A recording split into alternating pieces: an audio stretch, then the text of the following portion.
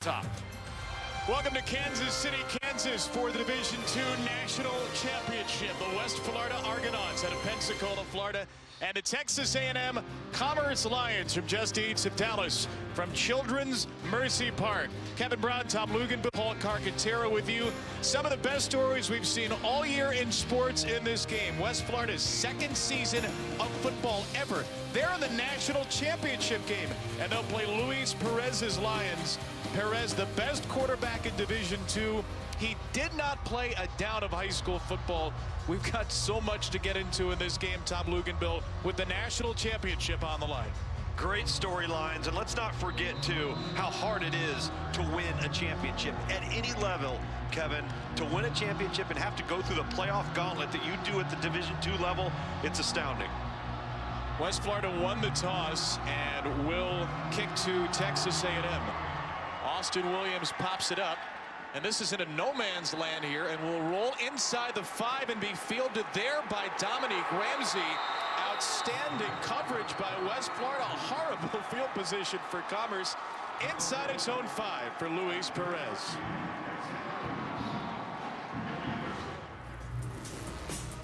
My heart was more to bowling, so that's the route I took. It was the last home game. I'm sitting in the stands, and I'm like, holy cow, what am I doing? And that was really the moment that sparked everything to make my decision to start playing football. His ceiling is a lot higher than a lot of other players. I think he's got a chance to play for several years.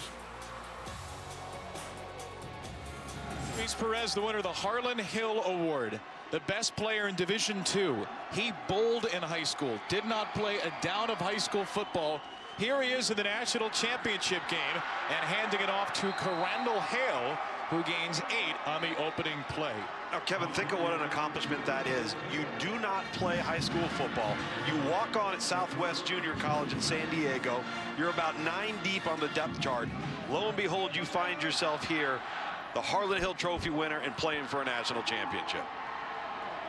The Division II leader in touchdown passes and yards, and Perez looks to throw for the first time, but a flag will stop the play. We'll hear from Dwight Niebling, our referee tonight. Ball starts. Number 15, offense.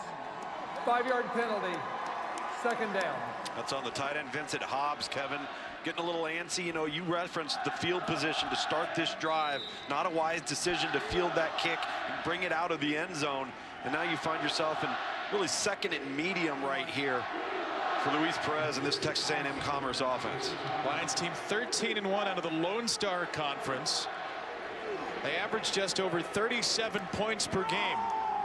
Right back on the ground for A&M Commerce, and another strong run for Hale, the redshirt freshman out of Greenville, Texas.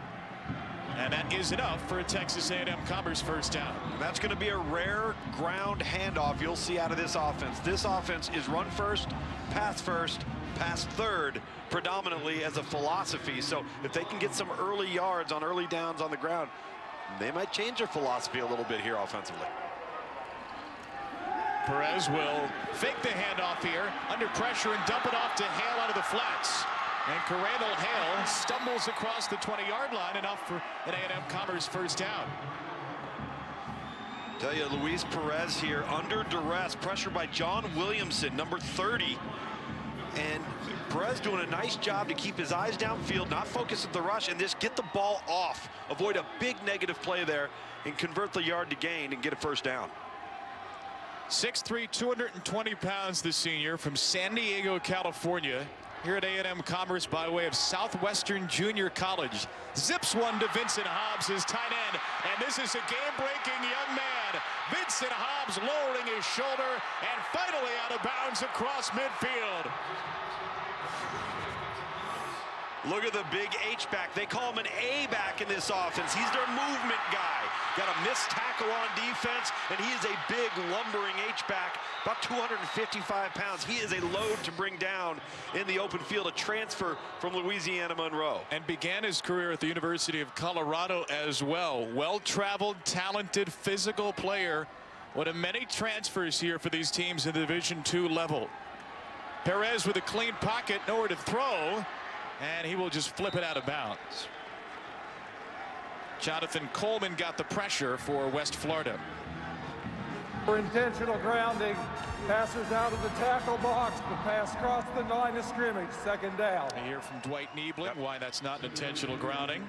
Well, I'll tell you, for this defense for West Florida, they have got to apply pressure on Luis Perez. If you let him sit back like that, these weapons and these targets for the Lions, they're going to get open vertically. Here's E.J. Thompson with his first handoff. And Thompson loses a yard. The true freshman blown up by Coleman and Cox. Paul Carcaterra, third member of our broadcast crew tonight. Paul, you've got more on Luis Perez. Well, Jens, you mentioned this kid never played high school football, which is remarkable. He was a bowler, and I spoke to him this week. He wasn't just an ordinary bowler. 12 perfect games, but Luis Perez is the type of kid, when you talk to him, it's infectious. He believes in himself, and when he puts his mind to something, he knows he can accomplish it. He knows also this stage and potentially the next stage, the NFL, because of his dreams, his goals, and the way that he put forth all of those things, sky's the limit for this kid. That is the dream for him as he hits Sean Hooks, and Hooks is free inside the 15-yard line, and Sean Hooks will dive to the pylon for a Texas A&M Commerce touchdown.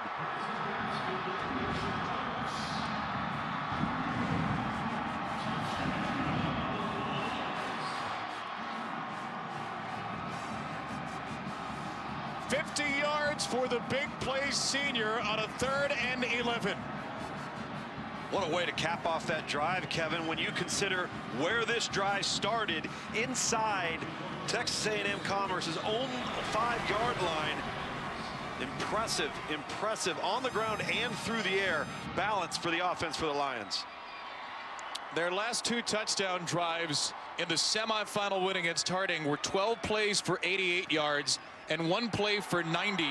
This one 7 for 97, and Christoph Martinez adds the extra point. Sean Hooks on just a little slip screen gets a great block from his teammate Darian Landry, number 3, to spurn him down the sideline. Texas A&M Commerce on the board first here in Kansas City.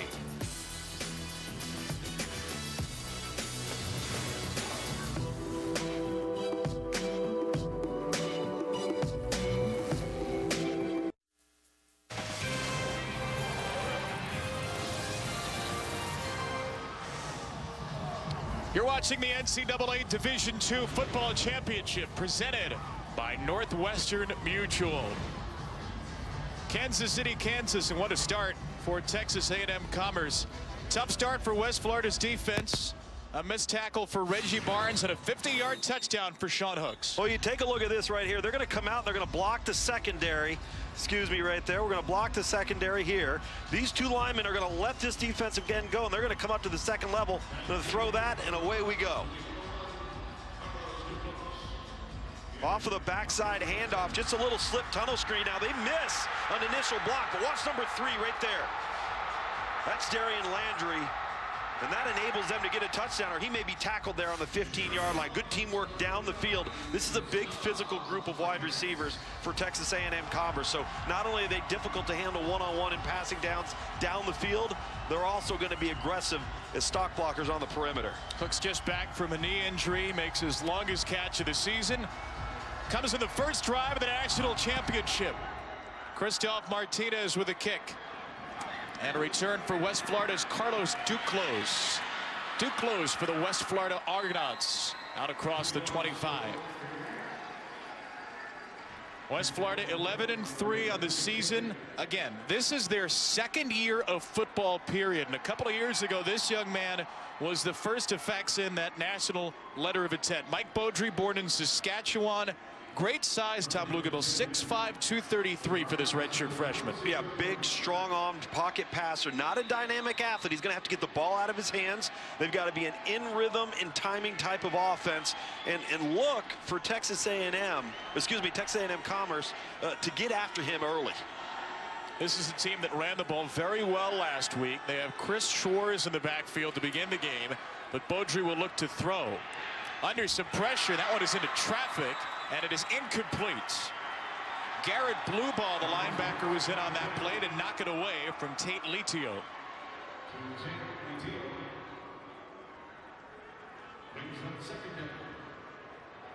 West Florida offensively at 28.1 points per game, and it's a team that started the season as more of a passing attack, but they ran for more than 200 yards in a win at Indiana, Pennsylvania last week, and they have really turned this season around in part due to a heavier ground game. Beaudry will throw the first two, though. This is Littio, got a block, and he's out of bounds near the 32-yard line to set up third down.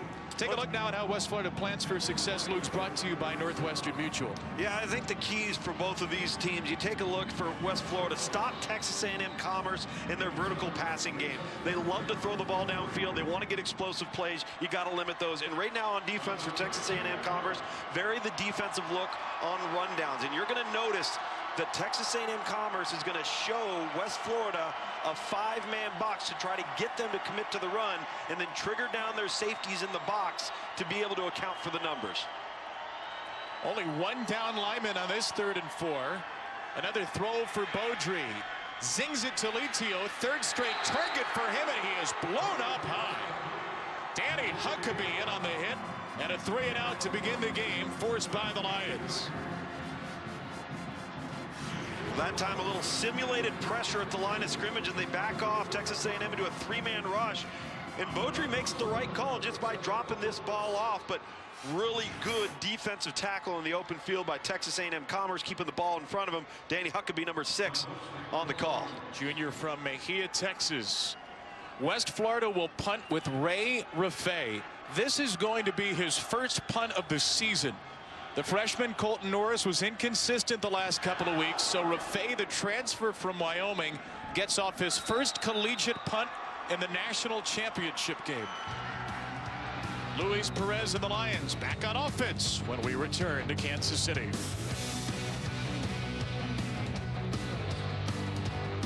The NCAA Division II Football Championship is presented by Northwestern Mutual. Northwestern Mutual. We help you live life differently. And in part by Mazda. Driving matters. Coming to Kansas City, gotta have barbecue, right? Absolutely. Over 100 restaurants in the metropolitan area, home to the American Royal World Series of barbecue.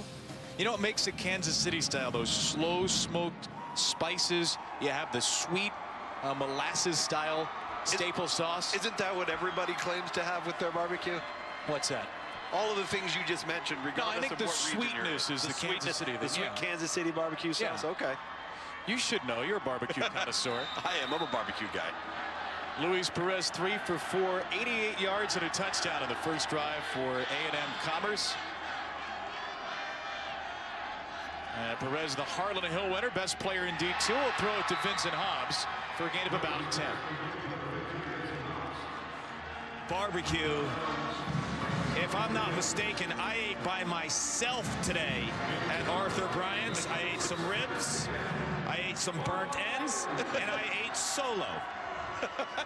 Thanks for the invite, Cart. Appreciate it. I'm glad to hear that you went today for the first time. That is a first down catch for Hobbs, and a pitch to Corandall Hale, who got free of a couple of tackles and gets a yard. Let me get back to Luis Perez, and we've talked about, if you're just joining us, this is a young man that did not play a down of high school football, chose to go the junior college route, and started off about 9 deep on the depth chart at Southwestern Junior College in San Diego, and was a competitive bowler, has 12 perfect games. To his credit, it's just a remarkable story that just never happens. Hale up the middle to set up third down. I do want to correct one thing you said. You said he was about 9 deep on the depth chart. Yeah. He was 9 deep. He was 9 deep, okay. Genuinely the 9th guy. Yeah, that's exactly right. And listen, I think the thing to be noted here is playing quarterback or the game of football, it's not like taking up art lessons. You don't just acquire it. It's not something that you just go out and say, well, I'm going to try and do this.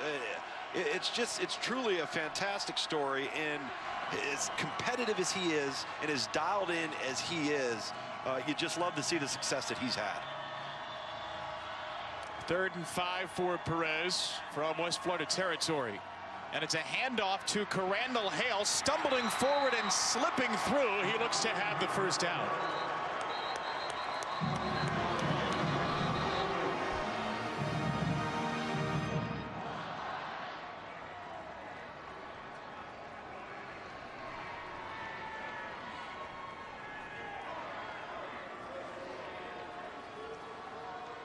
On an official discussion right now between Dwight Niebling and his crew, and it isn't up for a first down. On the field is a first down.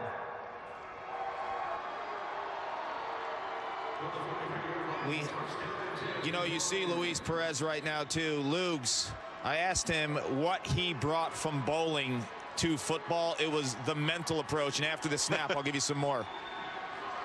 Another completion. Keelan Smith ran into his own man Hobbs and lost a yard.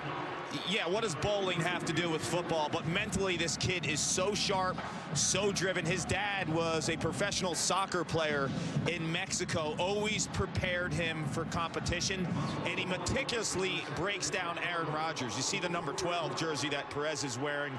Aaron Rodgers is his idol. He watches every single move Rodgers makes in terms of his footwork, his mechanics, his leadership. Loves Rodgers. Their coach Colby Carthel yesterday told us it's almost psychotic how much he loves Rodgers. He plays like him, although this is another loss of a yard on a hit to DeArthur Cowan. Yeah, West Florida seems to have an answer for the quick screen game that cost them a touchdown on the opening drive. That time DeArthur Cowan tackled for about a 3-yard loss. Cowan, the transfer from the University of Arkansas. We talked about these weapons for Texas A&M Converse. They've got a lot of transfers from four-year universities. They're big, tall, and fast. Very difficult to match up with at the Division II level. For their top 5 wide receivers in the depth chart transfers, that doesn't include the tight end Hobbs, who's from Colorado and Louisiana Monroe. Perez under duress, and that is off the hands of the freshman Thompson on a 3rd down and 12. Trent Archie, number 24, number 30, John Williamson on the pressure there with Luis Perez. And again, Luis Perez dumps the ball off. That's a catchable football to get some positive yards. I've been impressed with Perez's ability to avoid negative plays. He doesn't turn the ball over. He doesn't put him in 2nd and 3rd and long. And so, hey, you know what? You want every drive to end with a punt, right? That's okay. Put our defense back on the field. Tristan Perry will kick it from the Argonaut 45. Or will he? Perry throws it up for grabs. It's intercepted. A fake punt taken away. It's Antoine Griffin for West Florida. Commerce ran a successful fake punt last week. Perry threw it out of his own end zone. This time from around midfield, he is intercepted. Coach Colby Carthel, Texas A&M Converse, told us to expect some plays in the kicking game that may be unorthodox. The problem here is this was not read or executed correctly. And sometimes when you do a play like this with a punter or you have a halfback pass, no matter what you tell that individual that's responsible for throwing the ball, if it's not there, don't throw it or throw it away. For whatever reason, they always seem to throw it. And it's Griffin, their leading wide receiver, with the interception. And that's just like him catching a low punt, basically. Right, no doubt. So great field position for West Florida from the 49 of A&M Commerce. Beaudry looking to pass for the 4th consecutive play, and he got it in the area of a receiver with pressure coming. A little bit shy of Karan Ashley. Pressure from big Mike Anoha, the Oklahoma transfer.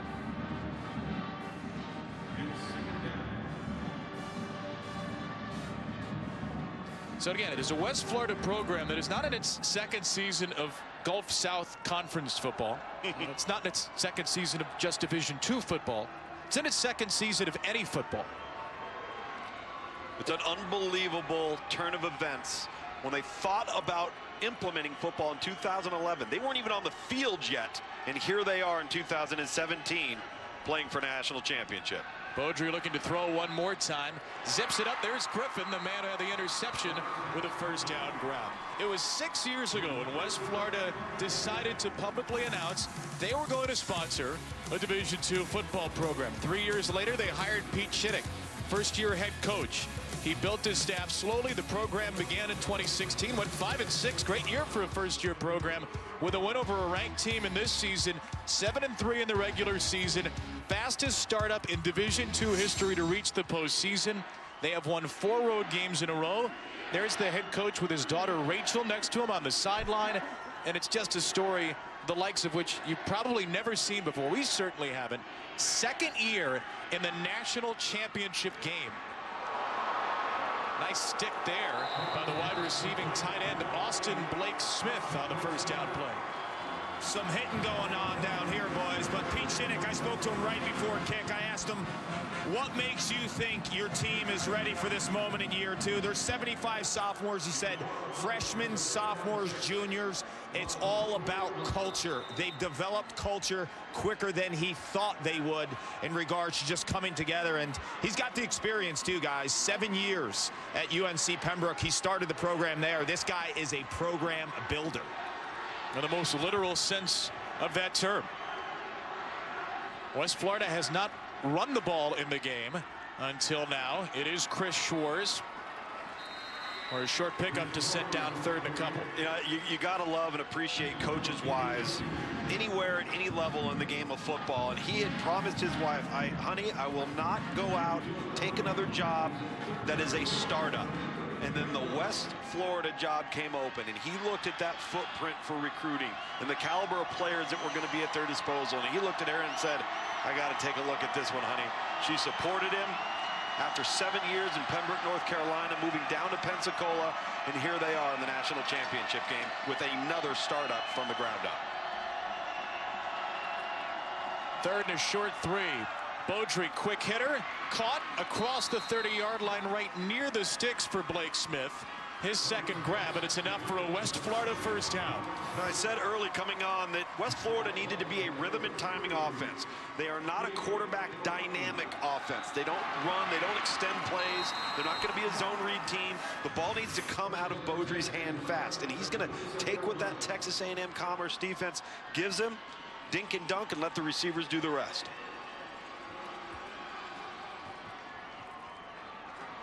From the 27, a little pitch out to Schwarz. Schwarz hit low and upended after a first down pickup of 5. Alex Shiloh, the redshirt freshman safety, in on the hit. I think the one thing to note about both of these two teams, at the Division II level, you're going to have transfers. You're going to have what we call bounce back guys that went on to four-year institutions, either at the FCS or FBS level. Things didn't work out, and so they come back and they can add not only athleticism, but they can add maturity. It's almost like getting junior college players without recruiting the junior college level.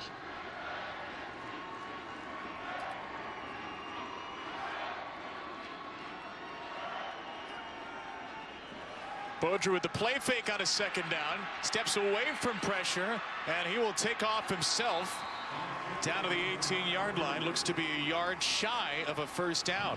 Elijah Earls came off the edge, nearly got him, but the big man Beaudry stepped up. Really good navigation of the pocket there, and really surprising, quite frankly, when you watch these two teams heading into this football game. You didn't see a lot of mobility at the quarterback position for West Florida. So now, instead of having a negative play there, you're in third and short, a manageable down where you can run or throw. Heck of a job by Beaudry there. And Blake Smith is the H-back. The running back is Chris Schwarz. Instead, it's a throw to Griffin, breaking his way inside across the 5-yard line and ripped out of bounds a couple of yards shy by Dominique Ramsey. What a quarter this has been for Antoine Griffin. Alex Shiloh, number 10, misses the tackle right there on the perimeter. And what a job by Antoine Griffin to hit top gear. Almost scores, gets inside the 3-yard line. And folks, it doesn't matter what level of football you're watching. Tackling in space in today's game, I don't know why anybody wants to coach defense. Second team all-conference wide receiver Griffin had the interception on the fake punt to start this drive. Ball is down to the 3.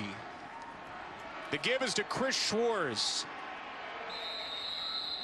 And he is just a little bit shy of the goal line.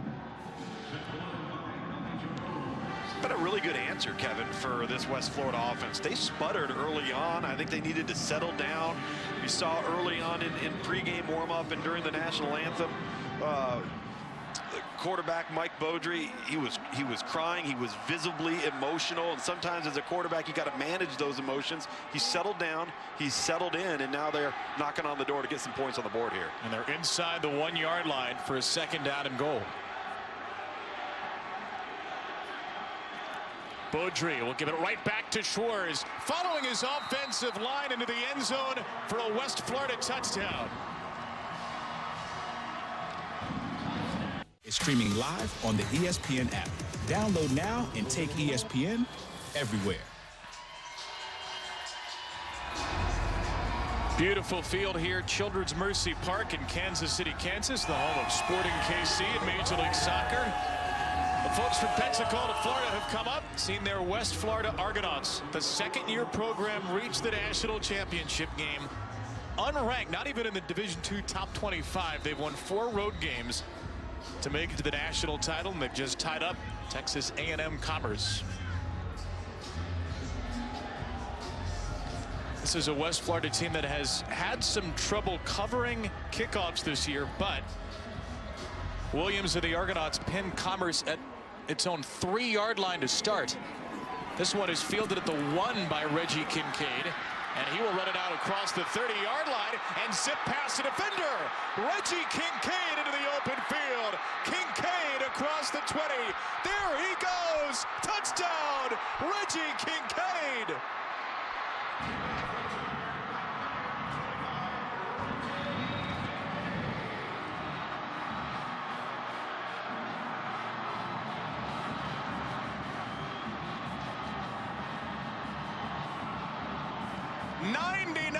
Breathtaking yards, and Commerce strikes back.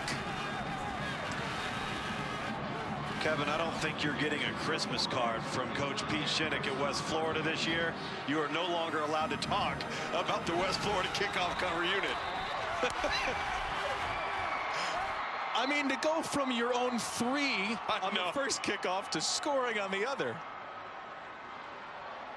Reggie Kincaid fumbled a kickoff last game, and Commerce was pinned at its own 10. Not so much this time. Just an impressive, decisive run by Kincaid. And then, you know, it looks like some West Florida defenders in the cover team, they have the angle on him, and Kincaid just turns on the jets, finishes, wins the foot race. And what an answer to a West Florida offensive drive that had taken advantage of a turnover, marches it down and scores, gets momentum back on their sideline, and now the Lions of Texas A&M Commerce answer the bell. Pete Shinnick looking for answers after that. Kincaid, the junior out of Everman, Florida. He's a track All-American on the 4x100. And Pete Shinnick, the second-year head coach, might remember that one the next time his team kicks it off. What a job, though, he's done. 16-9. That record certainly doesn't reflect what this program has gone through. Hired in February of 2014, and again, his daughter Rachel right next to him. He said she takes notes on everything he says throughout the game. I don't suspect the note that's just been written down is going to be framed on the wall. Yeah, we asked him, well, what does she actually chart for you? All the mistakes, everything that's bad, pretty much writes that down. I lean over and I tell her, and he goes, I don't cuss. Nobody on our staff cusses, so I'm not worried about what she hears on the sideline. You know, both staffs told us that. Coaches don't swear. Maybe that's the secret to playing in the national title game. No. You don't think so? I think we should bring that up to the FBS coaches in the college football. See how that goes over. Here's a swirling kick, fair caught at the 30-yard line. West Florida will take it over there after the 99-yard touchdown run for Kincaid. Hey, it's bowl season, not just here at the Division II level. Postseason football happening at the FBS level. And Tuesday, we've got a fun one with Lane Kiffin. As record-setting FAU Owls, Florida Atlantic and Akron, and the Cherubundi Tart Cherry Boca Raton Bowl, 7 Eastern on ESPN and the ESPN app. What the job Lane Kiffin has done, 10-3, undefeated in Conference USA. And here's the thing that's unbelievable about it. Their closest margin of victory is 14 points. They're beating everybody else by 19 or more. Remarkable job by the Lane train. And they get to play essentially a home game in the bowl as well. See what Mike Beaudry and the Argonauts have for an answer. Beaudry nowhere to throw, eluding pressure again, and that one through the hands of Anthony Johnson. Keyston Carter, who has 17.5 tackles for loss this year, got some pressure off the edge. Yeah, Keyston Carter, just 5'11", 280 pounds. This is not a very big defensive front. You can expect that at the Division II level, but when you don't have a lot of size or length, what you do have are leverage advantages. And if you're quick and explosive off the ball, and you can play with low pad level, you can take advantage of an offensive line that might have more strength and girth than you do.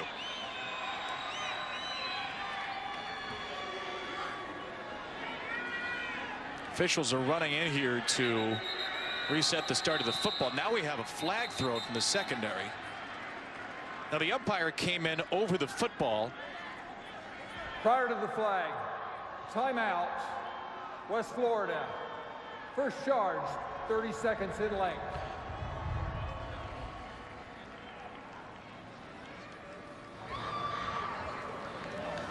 So West Florida takes its first time out of the half. And this is just a 30-second break, so we'll stick with you. Man who's trying to stop West Florida right now, the defensive coordinator for Commerce, Justin Deason, former Oklahoma State Cowboy, and Paul Carcaterra has more. You saw the pressure on that last down by Justin Deason and the Texas A&M Commerce group. He's going to drum up a lot of pressure on this West Florida offense. That's been the theme when he's been speaking to the guys when they come off the field. He has a pretty basic and small playbook. His biggest influence, Wade Phillips. He spent some time in the offseason, and the biggest takeaway, we asked him yesterday in regards to Wade Phillips, his relationship with his players, the love that he has for the players. He keeps it simple, but he holds each and every one of these kids accountable in terms of their technique and basic fundamentals. But pressure, pressure, pressure. That's great stuff, Karkin. We should see that throughout the night. If what Commerce has done defensively holds true, they're allowing just 16 points per game on the year, one of the best scoring defenses in Division II. Not all about the offense and the special teams for these Lions.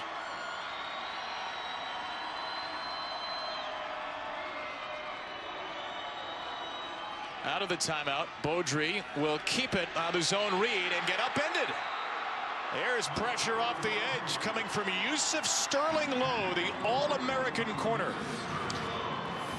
I said earlier, you're not going to see a lot of zone read concepts, and this is why. This is not the type of quarterback you want in this type of situation. They might have been just trying to see if they could catch Texas A&M Commerce off guard, but boy, I tell you what, that's a risk. And now you find yourself in 3rd and long, an obvious passing down, an opportunity, as Paul just referenced, for Texas A&M Commerce to ramp it up, bring some pressure. Looks like they're just going to rush 3, drop 8.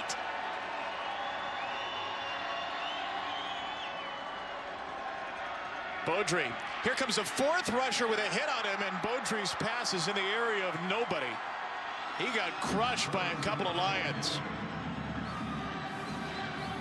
Micah Noha, Peyton Searcy were in off the edge on that play. I really like the mode of operation defensive. You see the 3-man rush there, you step up, and immediately you have the middle linebacker who's got his eyes forward on the quarterback, step up to make that play in the gap, make sure the quarterback can't get any positive yards with his legs. You play defense on the back end to keep the ball in front of you. Good execution from the Lions. So here's Ray Raffay, whose first punt of his college career went 29 yards earlier in the quarter. This one's going to be quite a bit longer. Sean Hooks will let it bounce at the 20. That will spiral to the 19. ESPN's NCAA coverage continues with the FCS Championship on January 6th. For more information, go to NCAA.com, the official online home for all 90 NCAA championships. That was officially a kick of 52 for Raffay, so quite an improvement for him. And the starting field position a little bit worse for Luis Perez and the Lions. The Harlan Hill winner, which is Division II's equivalent of the Heisman Trophy, with his 45th touchdown of the season already. Leads Division II in passing yards and passing touchdowns. Over 4,700 yards through the air on the year. First down play, and it is E.J. Thompson on the give. Riding his defender across the 35 for a first down. beg your pardon, Corandall Hale, the redshirt freshman, with a big play for Commerce. Well, that's a wide gap and a wide hole, and really just at the point of attack, Texas A&M Commerce is big and physical. A lot of four-year transfers back. They look like a Division I football team up front, taking advantage of the undersized West Florida unit. And Matt Storm, the offensive coordinator, as I mentioned, wants to throw it, but if they're going to give you rundowns like that, you got to take advantage. Perez taking his first deep shot of the game, and he's got it. Darian Landry all the way down to the West Florida 15. 49 yards on the strike. One of our keys to the game offensively, or defensively that is, for West Florida, was to limit the explosive vertical plays. This is what they want to do. They want to take you and stretch the field. You see the little initial contact there from Jalen Spencer, the corner, and Darian Landry just runs right by him. Back on the ground to Hale.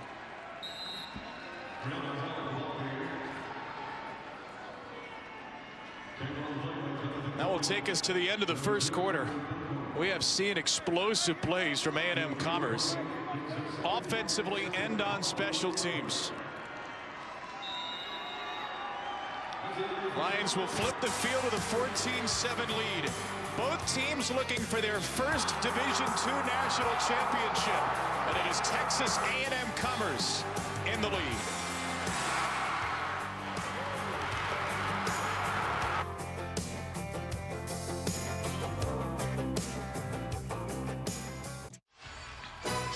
Welcome back to the NCAA Division II National Championship presented by Northwestern Mutual. Texas A&M Commerce with a big physical offensive line paving the way for the Lions, who lead 14-7 after one and are knocking on the doorstep for more. Kevin Brown, Tom Luginbill with Paul Carcaterra on the sidelines, and our entire ESPN2 crew thrilled to be with you. Somebody's going home with a trophy tonight. First play, second quarter is a handoff, and not much doing for Corandall Hale. Ronald Bell on the stop, and it'll be third down coming up. One of the few times this offensive line hasn't dominated the point of attack in the run game on first or second down. Corandall Hale was showing some strength and some lower body power to just push that pile forward, at least get back to the original line of scrimmage. Let's see what they come up with here on third down. This is a big defensive stand for West Florida if they can keep the touchdown out of the end zone. Wide receivers bunched together. The play fake for Perez. On the move and a flip to Marquise Wimberly, and he will lose a couple of yards. Trent Archie, the nickelback, and their third leading tackler on the play. And it's field goal time for Texas A&M Commerce. Well, the Lions have one of the best kickers in Division II. He stands at 5'6", weighs at 143 pounds. Christoph Martinez, born in Monterrey, Mexico. He and his family moved to Texas at age 8. And he is the first member of his family to graduate from a university. Did so in 3.5 years. By the way, he's the all-time leading scorer in school history. 29-yarder makes it 17-7. It's an amazing story. Born in Monterrey, Mexico. There's young Christoph. The folks around here call him Little Baby Christoph because he's 5'6", 143. He was literally a little baby in that first shot. Grew up a terrific soccer player. That was his passion. But when he moved here to the United States with his family, there was a lot of competition. So he started kicking as a high school freshman. Now, Martinez came across with his family as an undocumented immigrant. So he applied to the DACA program, the Deferred Action for Childhood Arrivals program, which is deferred action for certain undocumented folks who've come to the United States as children. That helped him gain a scholarship to college, went to Rio Grande Valley for a year, ended up here at Commerce, where he has become the all-time leading scorer in school history. Now, we talked to Christoph early today, and as a lot of folks know, that DACA program has been in the news quite a bit recently. Established 5 years ago, and it was rescinded this September. Its future is somewhat up in the air, but this is a young man who said he has faith that whatever path is chosen for him will be the right one. He is a model student, two-time All-Academic. He's a model player. He's a model teammate. And the folks here at Commerce cannot say enough good things about this young man, Christoph Martinez. But through hard work, determination, and earning a college degree, he's created his own luck. He's created his own path. Regardless of what happens going forward, he's put in the time, all right? He's going to walk away with a college degree, and he's created an opportunity for himself and his family. High kick here, good field position for West Florida. Kark, what do you have on Kristoff? Well, Kristoff's going to want that kick back, but nonetheless, he is a model student in regards to any type of individual. You talk to the coaches, they have nothing but glowing remarks about Kristoff. He's a 4.0 student. You guys mentioned that he graduated from college, the first in his family. He is meticulous in everything he does, the way he treats his teammates, the way that he's involved with other extracurricular activities. He's part of a Christian band. Anything you'd want in a student athlete, regardless of background, this kid has it. He's put Commerce ahead by 10 here in the national championship game. What does West Florida have for an answer with Mike Beaudry? Beaudry with a quick one for Antoine Griffin. That was his short pass, but it took a long time to get there. The Lions secondary all over it. Danny Huckabee with another hit. You know, it's interesting on those early series defensively for Texas A&M Commerce. I mentioned how Justin Deason, the defensive coordinator, wants to show a 5-man box. He wants West Florida to try and run the football. So he's widening out the outside linebackers, showing a few numbers in the box that would lead you to think, all right, we got to run it. We've got advantages here. But West Florida hasn't seen it yet. They haven't made the adjustments. So essentially what they're doing is throwing the ball on the perimeter into the teeth of where Texas A&M Commerce has an advantage. They've got to make that adjustment in their offense. Beaudry. Flag comes. The pass is intercepted by Jalen Edwards-Cooper. A flag thrown in the backfield. Edwards-Cooper at the moment has his first interception of the season.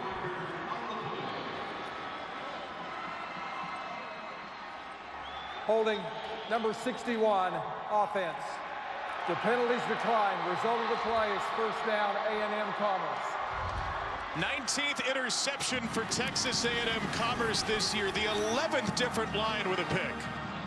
You see Beaudry trying to just navigate here and find something late down the field. And, you know, you see number 8 there, Austin Blake Smith. I think he believes the ball's intended for somebody behind him. You see him, he lowers his hand there, and as a result, it ends up being intercepted. If he'd attempted to catch the ball, possibly could have tipped it and avoided the turnover. He just didn't know who was behind him. Pressure there by Peyton Searcy, number 52 for Texas A&M Commerce, forcing the turnover. What do we talk about? What did Kark tell us earlier? That pressure is going to keep coming from the Lions. Help lead to a takeaway there. Now a trick play, a throw by Cowan into double coverage for Wimberly, and it's incomplete. DeArthur Cowan, the wide receiver, heaving it up for Wimberly in double coverage. What did I tell you? If it's not there, don't throw it.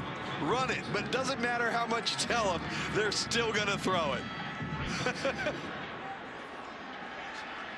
It looks like he actually comes down with the football, and then just at the last moment, a great effort defensively by Jalen Spencer, number 4, to strip that ball out in the end zone. Well, that would have been a touchdown for the Lions. That's the man you want throwing the football. Perez zips it to Wimberly. 12 yards plus. Wimberly fighting hard on a Commerce first down. Come on, Lugs. If you're DeArthur Cowan and you hear your number called, you know there's probably 4 or 5 trick plays installed right through practice all week. Right. You're not going to throw that ball. Come on, Nope, man. nope. I'm going to, well, I know he's going to throw the ball. It doesn't matter. Listen, I wasn't coaching long enough to realize that with the halfback pass and all that, you tell him, just throw it out of bounds. Paul, whatever you do, don't throw this ball if he's covered, and they throw it every time. He's thinking 6 I and know. 6 only. Well, we've had a punter throw a pass. We've had a wide receiver throw a pass. Double covered. My suspicion is the best quarterback in the nation will take all the rest of the passes for Commerce, Yeah. but who knows? I don't know if it was necessary for the razzle-dazzle. You got momentum. You're up 10. Randall Hale. And a gain of 6 on first down. And Colby Cartha likes to get a little bit wacky. And you understand that this is a young man who's had incredible success. He really is a young coach, only his 5th year. at A&M Commerce, a program that had gone dormant. That young man has helped him, Luis Perez, as much as anybody. But Cody Carthel took over a team that was 5-26 in a 3-year span. It's 47-15 since he came here. It's a tremendous job of developing talent, building a program, and getting kids to buy in a short period of time. Hale, nice delay in the backfield to zip free for another first down. Ground game has been strong for A&M Commerce, a gain of 7 on 2nd and 4. Is it just me? And I'm going to get Paul to chime in maybe on this from field level, but this guy doesn't look like a Division II back. He is explosive. He is sudden. I haven't seen anybody get a clean shot on Hale yet, number 26 for Texas A&M Commerce. And so far, West Florida doesn't have an answer for him. I'd keep running the football until they stop it. 10 carries, 61 yards. E.J. Thompson, the true freshman in the game, at back now. Keelan Smith on the quick hitter. Smith is hit high. There's a flag thrown. Smith gets down to the 5. That flag is in the area of wide receiver holding. We'll see if that's indeed the call. Coaches on the West Florida sure were calling for it on their sideline.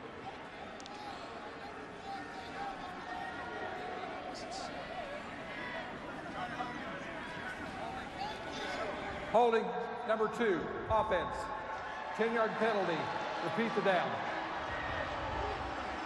See him come on. You see the arms get on the outside there, Kevin. He just does a tackle on the perimeter. It's going to be tough for any official to miss that one. It's Marquise Wimberly, the junior. That will back up 1st and goal to the 20 or so. Spotted officially at the 19, a penalty of 9 yards from the spot.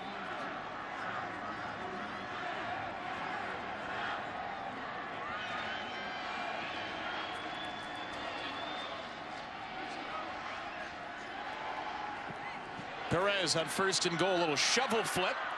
E.J. Thompson driven back, stays on his feet, and gets ripped down by a couple of Argonauts, Trent Archie and Jonathan Coleman.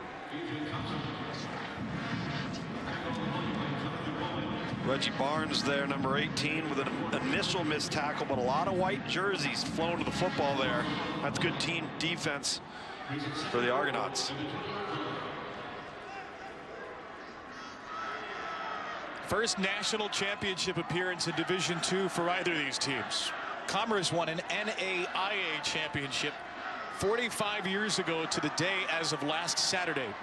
West Florida, again, is in its 2nd year of football ever. Perez over to the sideline, and Vincent Hobbs is there to get a few yards. It'll be a long 3rd and goal with Asante Griffin all over Hobbs. So far, West Florida is bailing out their offense, because if they're able to force another field goal attempt here with the field position that their offense has given up, it would be a tremendous job and effort on behalf of West Florida on defense. And now it would be time for the offense to start thanking them. Bailing out the special teams too after that 99-yard kick return by Kincaid. No question. 3rd and goal from the 16. And Perez will hand it off. It will be a field goal try coming up. Reggie Barnes on the stop against Carandall Hale.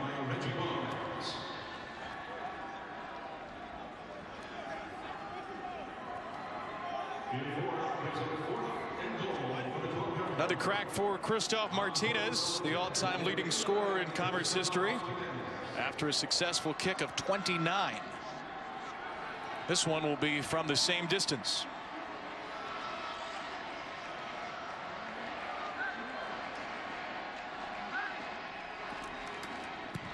Christoph Martinez, perfect. 2 for 2 extra points, 2 for 2 field goals, 8 more for the all-time leading scorer in Commerce history, and a 13-point lead in the national championship.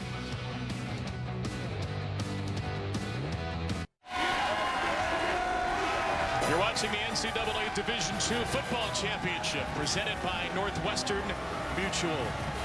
Texas A&M Commerce Lions from Commerce, Texas, about an hour east of Dallas. All they want for Christmas is a national championship. They've scored on 4 of their first 5 possessions, a field goal after the interception. And Texas A&M Commerce leads by 13 in the Division II National Championship. Time for West Florida to get some good field position here, start moving the football, settle down on offense, and don't force the play and create negative plays, because their defense on back-to-back series on a short field has not given up a touchdown. Offense has now got to do its part.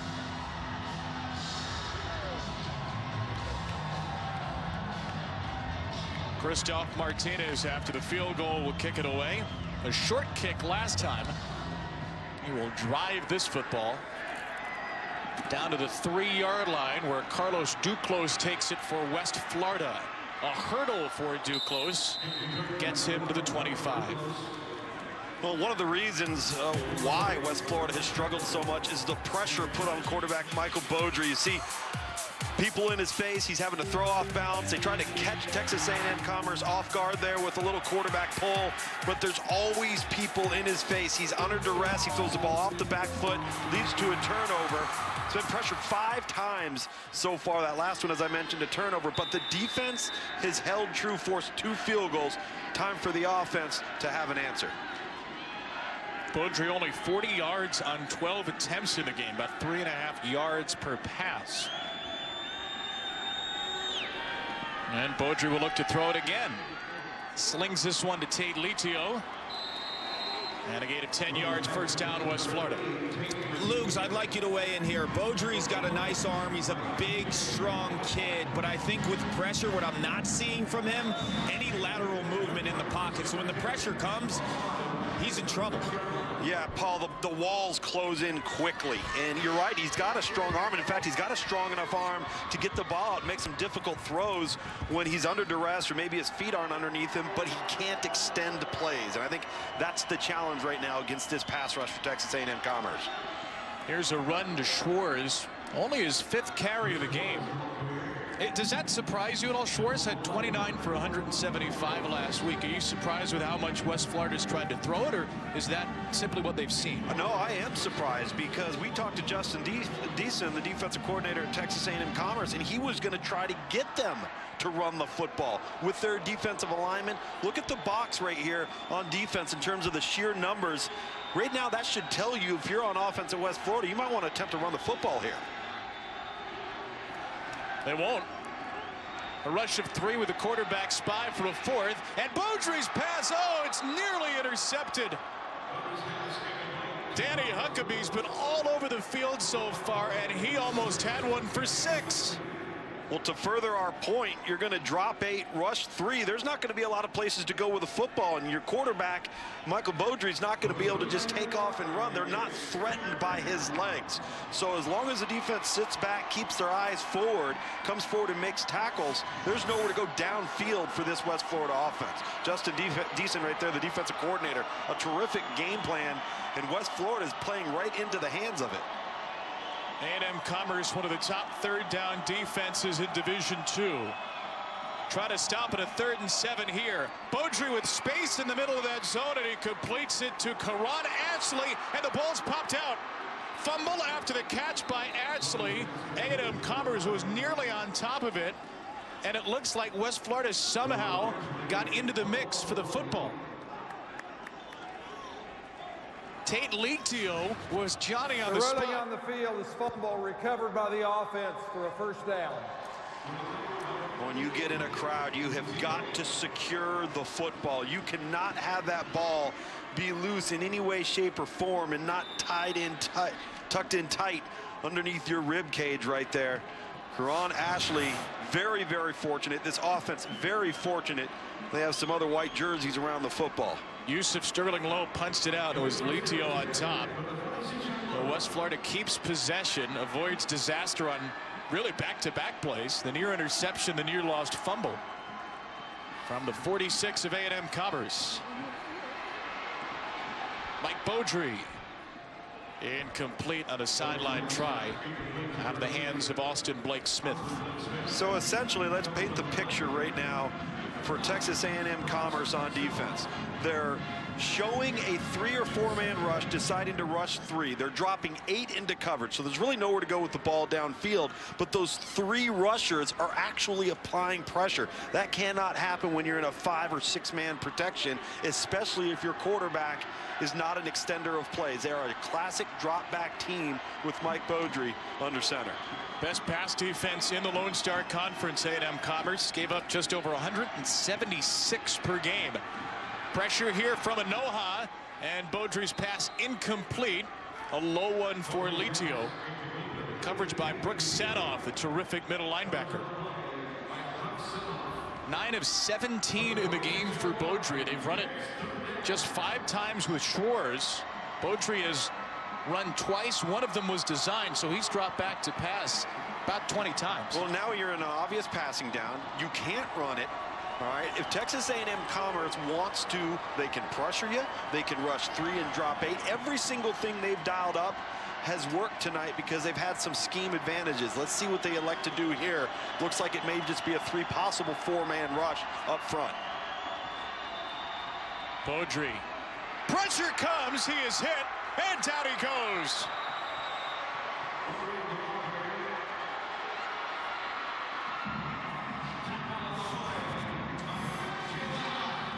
You see it looked like there was going to be a 4-man pressure. He drops back, the middle linebacker does. Number 51 there, Josh Reynolds, and then lets the 3 defensive linemen, including Jalen Hodge, the big redshirt freshman defensive tackle. 92. Just a really aggressive, productive front. These guys have been very sound. They're confident. To be able to consistently apply pressure with just a 3-man rush, that doesn't happen, and the Lions have been all over it tonight. Kick from Ray Rafay, and this is way out of bounds. Ray Rafay punting for the first time in his collegiate career, and A&M Commerce will start at its own 36. A punt of 14 yards. The NCAA Division II Football Championship, brought to you by Audi.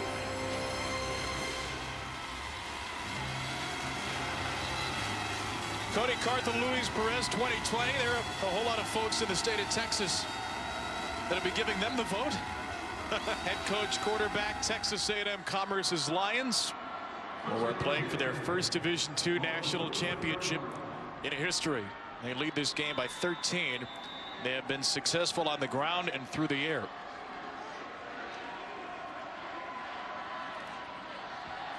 Here is Corrandall Hale spinning away from a first tackler, but dropped in the backfield for a loss. It's one of the first from Ronald Bell. One of the first early down attempts we've seen from Texas A&M Commerce not be successful. It's a win at least early. And again, this defense for West Florida, they haven't been the problem. They've just been on the field a lot. They've now got 5 or 6 tackles for loss defensively. It hasn't been on the defense for the Argonauts. Here's a screenplay, big hit. Jonathan Coleman came in, blew up Marquise Wimberly. Coleman, the transfer from FCS school Tennessee Tech. And guys, this should have been a penalty. This ball is caught past the line of scrimmage with linemen in front of the intended target, and not one of the line judges or the head linesmen saw it. Now, regardless, it's 3rd and 9 for Texas A&M Commerce, but that ball was caught way downfield on a screen with multiple linemen downfield. So maybe a bit of a break, but it is still 3rd and long. Perez will need the 45 for a first down. And Perez going to take off, try to get it, and he won't try that hard. Slides down with the oncoming Jonathan Coleman for a gain of a yard. It's a smart play. You don't take the negative play. You gain 1 yard. The drive ends in a punt, and you don't get Munson. Come on, man. Kingpin, bowling. You got to stay with me here, Kevin. Roy Munson? Get Paul Carcaterra on here right now. I had to watch Kingpin in preparation for this broadcast. Here's a low punt from Perry.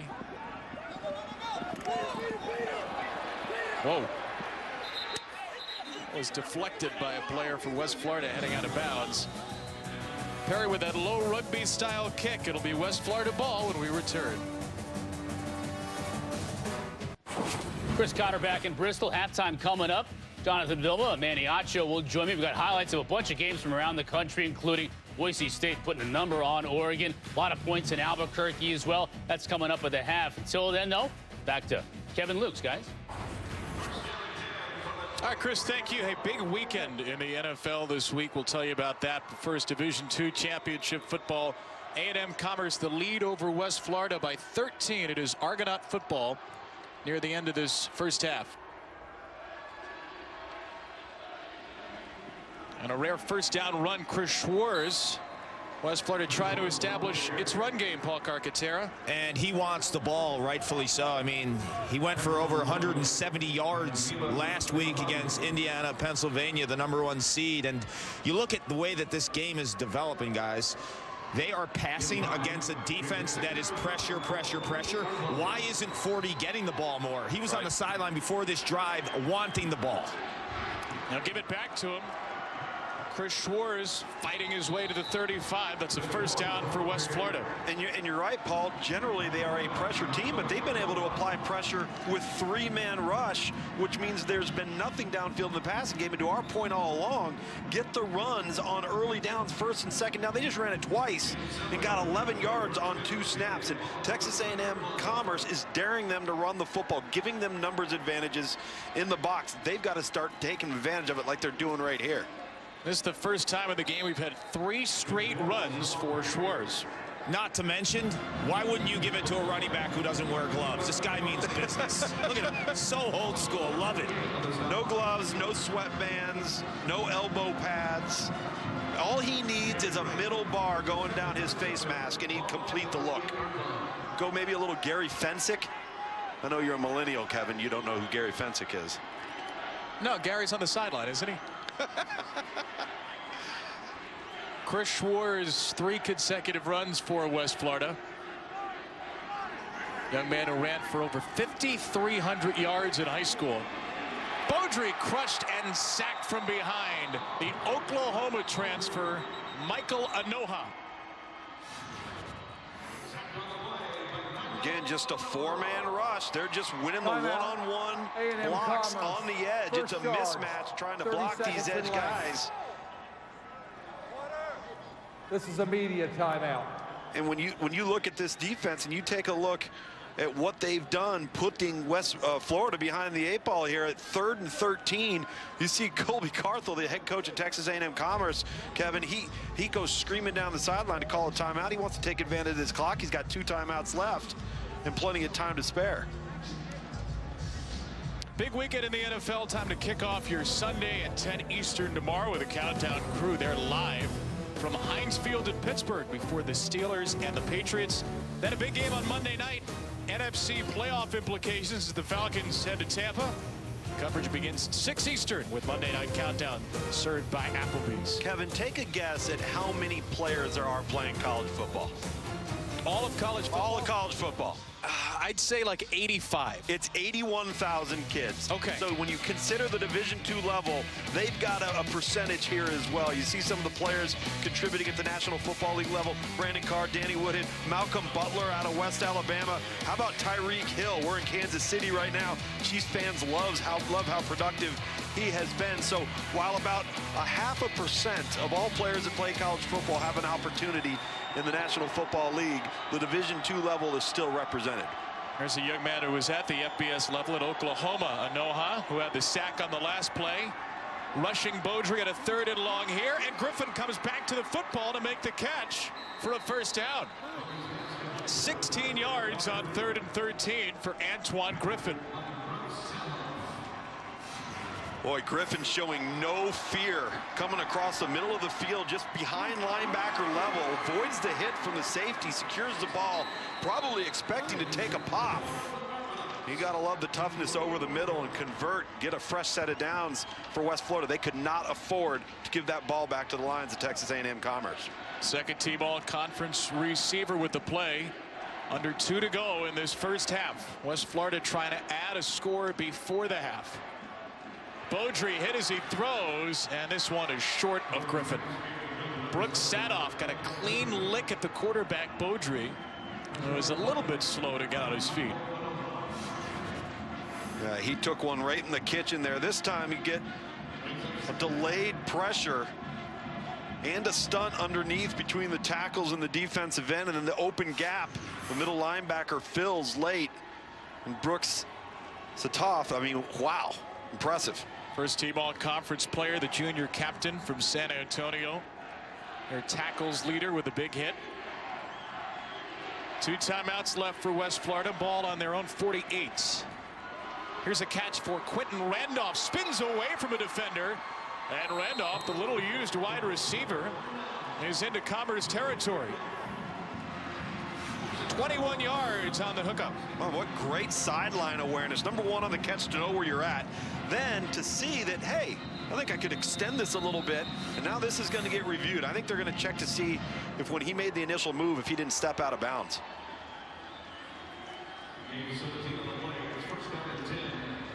But the ruling on the play is a first down. The previous play is under further review.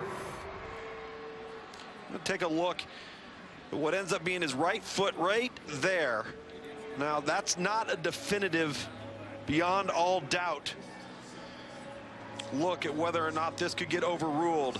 Now that may be, and if you take a look at his foot right there, that'll give you a shot to take a look. We've got some sideline personnel blocking the viewpoint. We're going to get it right here. Just right in there. And you're going to see just probably his pinky toe and the one right next to it out of bounds. Great work by our camera crew as always to capture that shot. There's the scene of the crime. Are there some fresh shards of white painted grass where it shouldn't be?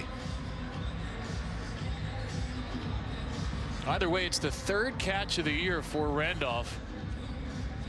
West Florida does get the ball back to begin the second half. West Florida deferred, so if the Argonauts score here, get this to a 10-point game or perhaps a 6-point game, then they get the football right back to start the second half. So this is a difference of 11 yards here if Randolph is ruled out of bounds at the first spot. The runner stepped out at the 37-yard line. It's first down. Please reset the game clock to 1 minute, 39 seconds. 1:39.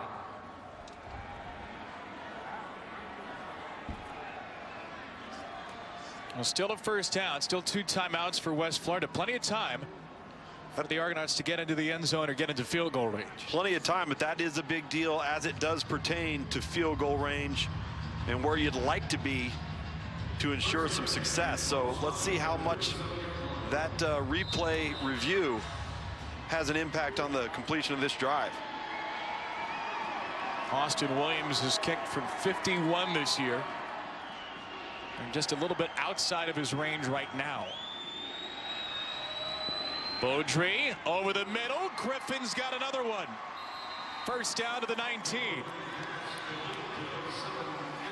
18 yards for Antoine Griffin, the junior from Tampa.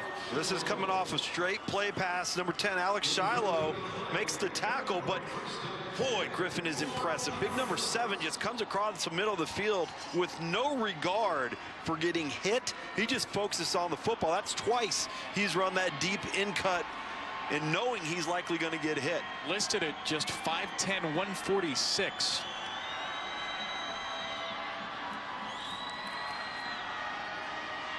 Beaudry looking at the throwback here. That was a dangerous pass.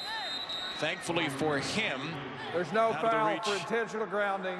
The pass was out of the tackle box. The ball crossed the line of scrimmage. Second down. Of Alex Shiloh. That's interesting because the head linesman's pointing at a target that was eligible downfield, but I was a little unsure of whether or not he was outside of the tackle box completely there.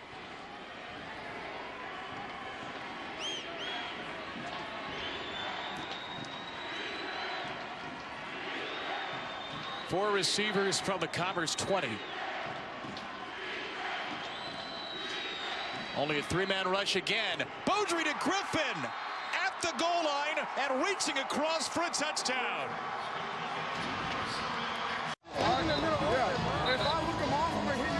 Mike Beaudry on the left, Antoine Griffin on the right. Quarterback and wide receiver hooking up for a 20-yard touchdown.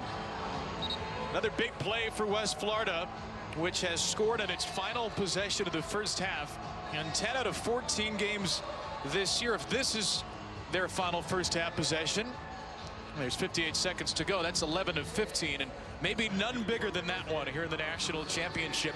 Down 13 and seemingly being outplayed all over by A&M Commerce before that drive. Well, I'll tell you, believing in themselves is not a quality or a trait that West Florida lacks. You don't win 4 straight road games to get to the national title without having to make some of your own luck, have a little bit of luck, and then make some critical plays down the stretch. And as we've said, Kevin, it hasn't been on the defense for West Florida. They've played hard, they've played tough, and they've been on a short field. They've forced field goals. Last kickoff was run back for a touchdown, so Williams pops this one short. It's one of the H-backs, Corey Smallwood. A&M Commerce with a couple of timeouts at its own 35. The storylines for this national championship game for West Florida: second season of competitive football. Announced the program 6 years ago, hired Pete Shinnick in 2014, only started playing last year, a run the likes of which we've never seen. And now Luis Perez, the top player in Division II, will try to put some points on the board for Commerce before the half. 2 timeouts and a relatively short field for Perez. Rush of 4. He'll dump it to his back, Randall Hale, and a pickup of only 3. Hale crunched by Anthony Riles and Jonathan Coleman. West Florida, Kevin, will allow that all day long. What they can't allow are big plays over the top and big chunk yards here with just under 40 seconds to go. Perez toward the sideline, and that one is reeled in. DeArthur Cowan got his hands under the ball with 28 seconds to go. A gain of 11. Commerce quickly to the line. Lions have 2 timeouts, and they are going to use 1. Timeout, A&M Commerce. Second charge, 30 seconds in length. And they were unable to get out of bounds on that play as Cowan was downed and tackled in the field of play.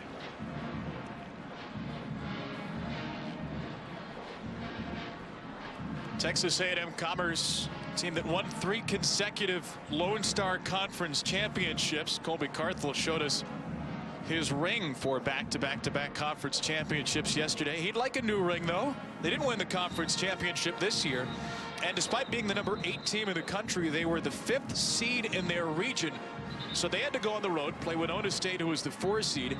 Central Washington, a game they trailed 28-7 at the half. A touchdown in the final seconds sent the game to overtime, where Christoph Martinez hit a couple of field goals. The win over the number 1 team in the country, Minnesota State.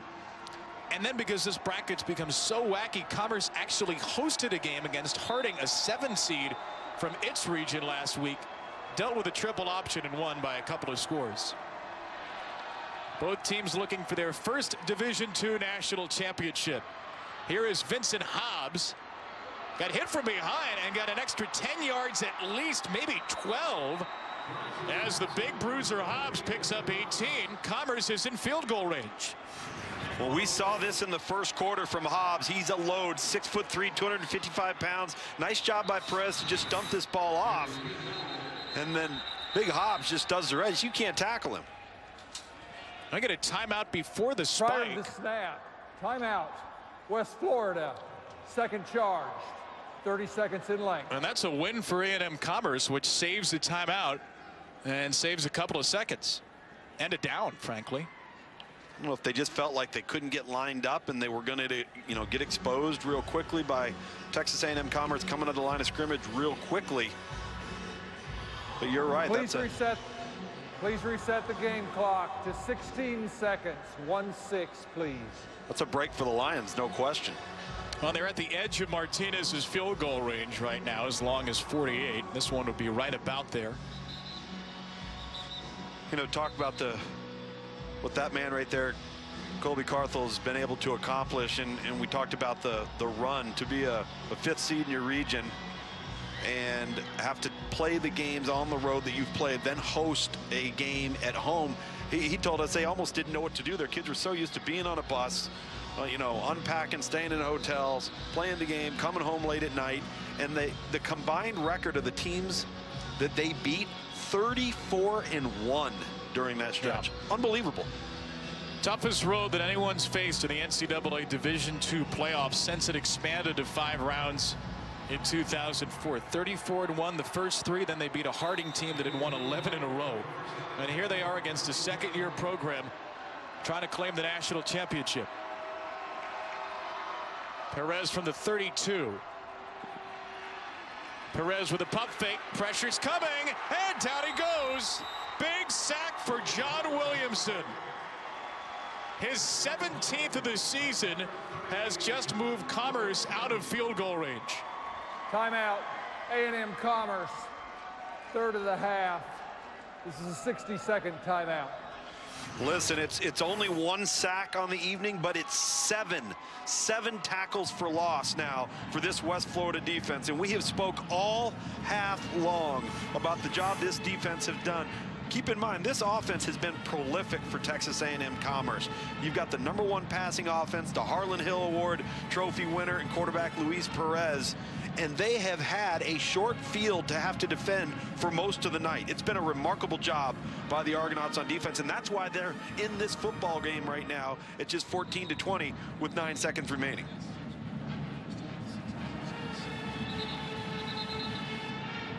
So what do you dial up here? 2nd and 21, no timeouts.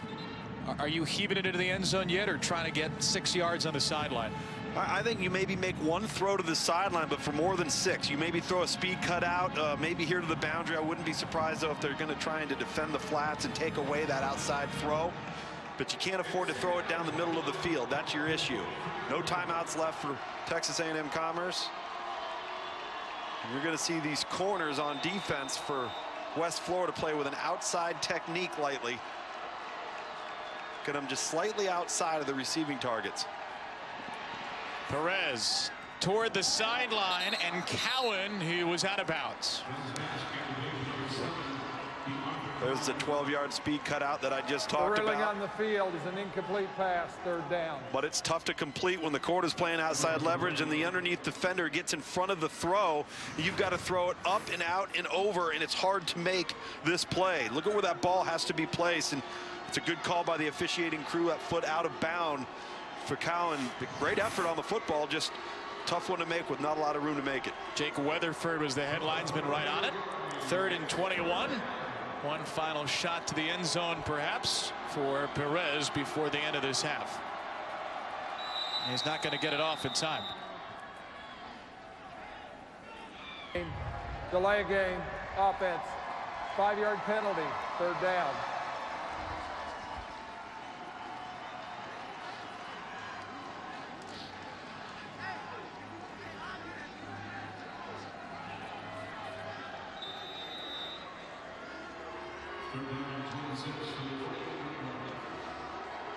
A couple of receivers are Landry and Wimberly to the left, and then 2 bunched close to the right on the formation, Hobbs and Hooks. Luis Perez, final play of the first half, gets hit, ball comes out.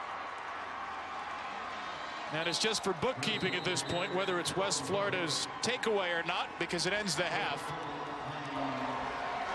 Andre Duncombe has the football. Fumble, recovered by the defense. Is a recovered fumble by West Florida. Either way, the Argonauts will get it to begin the second half. They score to end the first half, cut the lead to 6. A&M Commerce still in front in the Division II National Championship. Halftime, time to send it to Chris Cotter in the studio.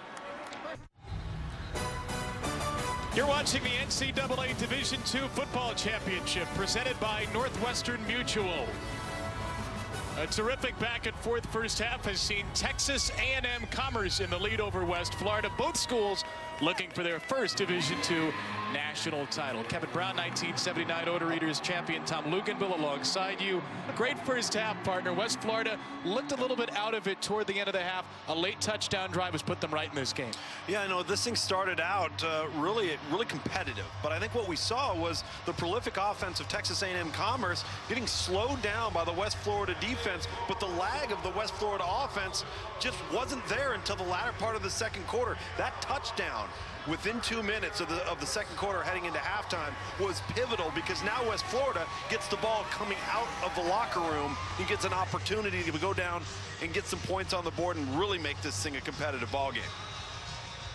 Christoph Martinez will kick it away for A&M Commerce.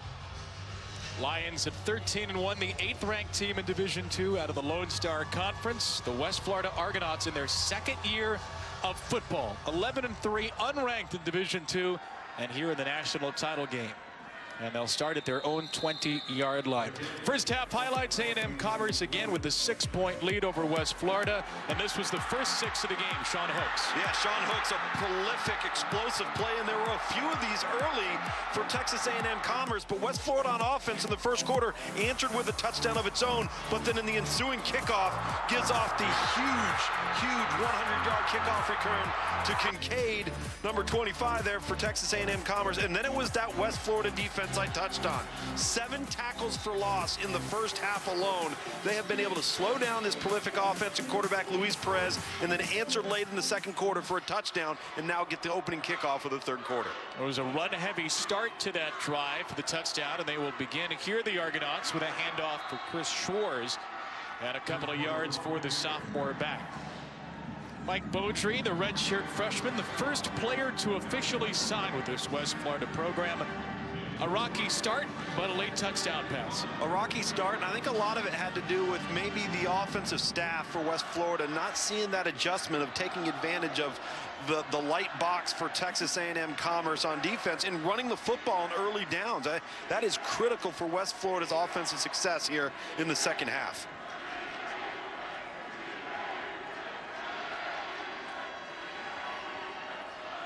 On a second down, here is Schwartz bulldozing his way to the middle. Pete Shinnick, the head coach of these Argonauts. Paul Carcaterra caught up with him before the half. Indeed, caught up with Pete Shinnick, the head coach of West Florida. Really thrilled with his defensive effort. He said in the second quarter, they kept him in the game. Their corners are holding up against Luis Perez, who is the Division II National Player of the Year. They got some pressure. They drummed it up without sending extra guys so they could support with their back end, and their corners are holding up. But offensively, he said his quarterback, Mike Beaudry, really needs to settle down. He said that last drive by Beaudry and the touchdown was great for him, but he's rushing things. He needs to settle down. He needs 3 yards here. He's pressured, and he will flip it late. A deflected catch made along the sidelines by Kevin Grant. How about that? Off the hands of Danny Huckabee. Catch.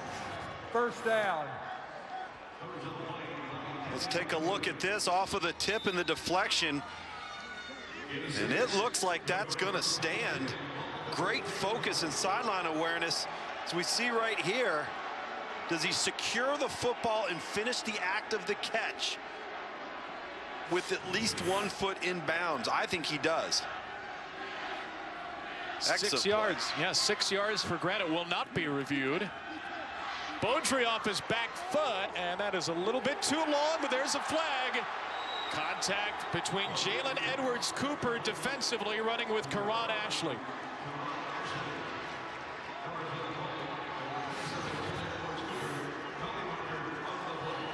Jalen Edwards-Cooper, number 27. You just see the little bump there on Karan Ashley while the ball's in the air. Pass interference, number 27, defense. 15-yard penalty, first down.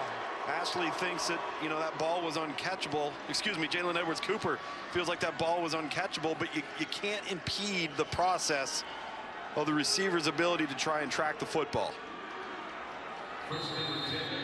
And I can't believe that previous play was not under review.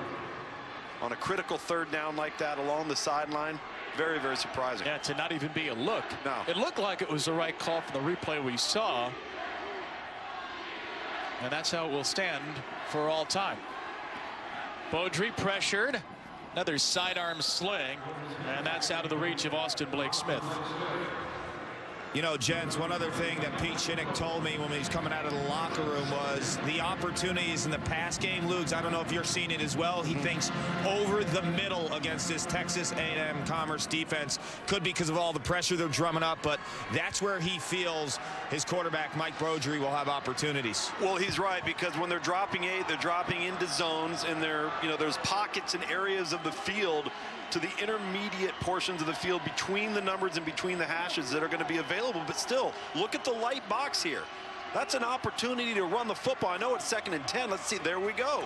And it's Schwartz with a good gain on 2nd down, picks up 5 yards, sets up a 3rd and 5. They have averaged a minimum of 4 yards per carry on 1st or 2nd down when they chose to run the football. When you look at what Texas A&M Commerce is doing with their alignment for an injured player, they're asking West Florida to run it, and West Florida hasn't taken advantage of those opportunities, in my opinion, often enough to put themselves in manageable 3rd down situations. This is the left guard Joe Wintrick, an Oklahoma State transfer, who was walking around this week with his foot in a walking boot.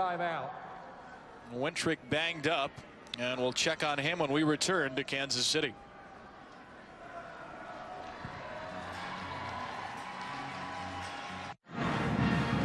There goes Joe Wintrick, the injured left guard, walking into the tunnel for West Florida before a 3rd and 5 from the A&M Commerce 47. If you get a couple of yards, Luke, are you thinking about a 4th down try? I am. I think if you get within 2, the way your defense has been playing, you got this far, go ahead and roll the dice. Have some faith in your football team. See if run's a possibility after a 5-yard carry to Schwartz last time. That middle of the field's open. Beaudry's going to go that way on the slant. Knocked away from Randolph. Edwards Cooper with that pass interference penalty earlier in the drive with clean coverage here. I'm really surprised that they did not get Cooper with his right hand around the shoulder. You see that? The left hand is a great play on the football, but so often we see that right arm as it's hugging either the waist or the right arm of the target, which we saw right there get called by the field judge, who's standing right behind that play as it unfolds. That might have even been a little bit more than the pass interference. Yeah. So it will be a punt from Ray Raffay. On this 4th and 5, Raffay kicks it away. And Hooks accidentally fielded that one, and he's out of bounds just shy of his 20. Once again, we see Luis Perez, the Division II Player of the Year, won the Harley Hill Award this year. Completion percentage pretty darn strong, 15 for 18, his 45th touchdown of the season to lead Division II.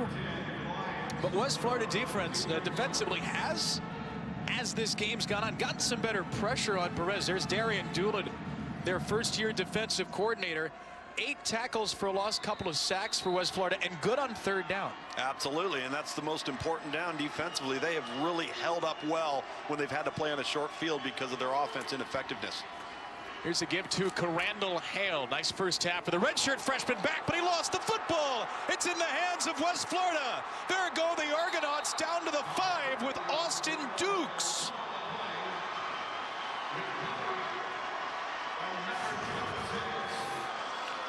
As we've said all along, this West Florida defense is the reason why this team's in this football game right now. You see the tremendous strip from Jonathan Coleman defensively.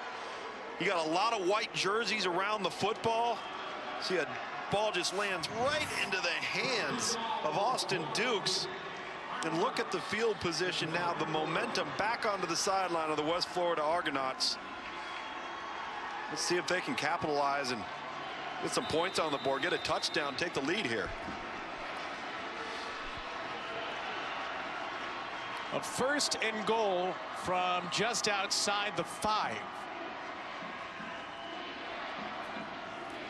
Beaudry will give it to Chris Schwartz, and he gets nothing. That takeaway was the third in the game for West Florida. One of them was an interception return on a fake punt, and the other was a recovered fumble on the final play of the half, so that almost doesn't count. This one as consequential as any.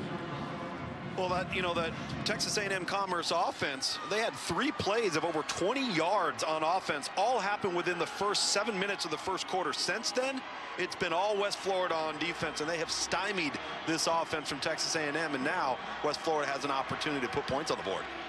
Tight end Blake Smith alone to the right. 3 left for Beaudry. He will look left, now come back, look right. Beaudry's going to take off here and reach out down to the 2. 4 yards on the run for the 6'5" quarterback Beaudry. It wasn't graceful. Conversation. Sterling Lowe on the run and stumble, maybe we should say. Yeah, Cliff Fleming, number 68, the right tackle there, leading the way with a nice little block on the perimeter as Beaudry flushed the pocket. That was one of the most hard-earned 4-yard runs I've ever seen by a quarterback, by the way. Backup left guard in the game right now, Collier, in this 3rd and goal situation. Beaudry looking left. Pressure comes. He is sacked. Peyton Searcy has been all over Beaudry tonight, and he picks up a sack for a loss of 9. And number 52 has just been so active, and this is a defensive front that just keeps coming after you. They might get blocked initially. They keep working. They keep using their hands. Again, they're not very big. They play with leverage. Get under your pad level. Peyton Searcy, 6 foot, 275-pound junior, playing with a great motor there, forcing the field goal. 3rd sack of the game for Commerce. Now Austin Williams, the all-conference kicker from 27. Beaudry, the quarterback, will hold as Williams slots it through. So West Florida gets 3, but that is a huge win for A&M Commerce after the lost fumble. Pete Shinnick's team a little bit closer. Jonathan Coleman knocked it out. Austin Dukes recovered it. Argonauts within 3. This is the NCAA Division II Football Championship presented by Northwestern Mutual. Texas A&M Commerce with a goal line stand to hold West Florida to 3 after a lost fumble by Crandall Hale. And the Lions maintain their lead 3 points over the Argonauts. Both teams in search of their first national championship in Division II football history.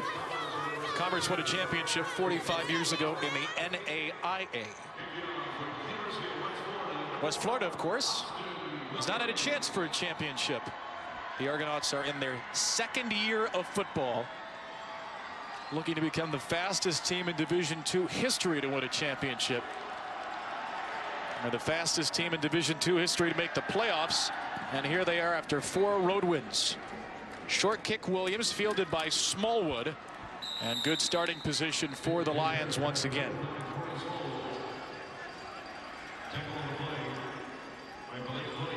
West Florida started football 2 years ago, 2 seasons ago officially. They announced the program just 6 years ago.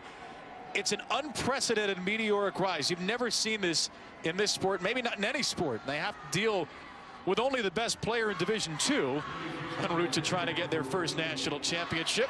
Colby Carthel still positive on the sideline, the 5th-year head coach who has turned this Lions program around. E.J. Thompson is the back after the lost fumble for Hale, and a good tough run here as Thompson lowers his shoulder and runs into Asante Griffin for 8. Well, Luis Pressley's first team All-American did not get to throw the ball on that last play, the lost fumble. You expect him to put it back in his hands? Well, that's what they do best, and they're going to have to make some plays and make some adjustments coming out of halftime, because they were really slowed down for much of the, if not the entire 2nd quarter. And now they find themselves in a dogfight. Short throw to Hooks for a first down to midfield. As we talked about, in the first half, they created a lot of explosive plays. And then after about 7 minutes or so in, they kind of disappeared, and it was all West Florida on defense. So the goal for Texas A&M Commerce is to stretch the field. They want to make vertical plays, and there have been none to be made as a result of the effort defensively by the Argonauts. Perez all day to throw, and he hits Hobbs out of the flat. Vincent Hobbs bouncing off a defender. You cannot take this young man down. 6'3", 255, seemingly made of steel. It's a good veteran play here from Luis Perez, knowing exactly where his outlet is. You see Hobbs there, the big, as you mentioned, the 255-pounder. He's a bull in a china shop now. You take a, you're not gonna just ankle tackle this guy. You better bring some white jerseys with you. E.J. Thompson with a first down run and a gain of 4. Paul? Hobbs is one of these guys on the Texas A&M Commerce offense that looks the part. He started his career at Colorado, shortstop at Louisiana Monroe. But when you watch him and you watch his athleticism and his strength, he looks like a Division I football player, Luke's. Yeah, he does. And, you know, commend him on his love of the game, because this is a guy that chose to come back home. His father was ill and was making 4- or 5-hour commutes each way, trying to get into school and play football and take care of his family. Perez to the outside, and Cowan right near the sticks, and he is just a yard or so short. You know, Paul, you bring up a great point in relationship to how some of these body types of these players look, because it is a different level of football. But when you have the opportunity to get guys that maybe have moved on to 4-year universities, it doesn't pan out, they come back home, and you're playing with some kids that maybe are a little bit more talented than what your competitors have, and it gives you an advantage, particularly when you're trying to make a playoff run. Running back is E.J. Thompson, the true freshman on this 3rd and 1. Thompson takes it and runs left for a first down. He is still not down, Thompson. Some tough running after contact. Had a big second half last week against Harding, Thompson, and after the lost fumble by Hale, he is the go-to guy. That's just good hard-nosed running. He's got the ball secure. 2 missed tackles there at the point of attack. And then the offensive line just imposing their will. We talked about that too, Kevin, early in the first half, how big and physical this offensive line was, and they were initially handling the line of scrimmage. Now they're getting back to this run game. 74, Jared Machoro was in there, shoving a couple of white jerseys out of the way. Perez flips it up for Hobbs, trying to reach behind him and make a circus catch, and there's a flag. Sam Adams was in coverage for West Florida.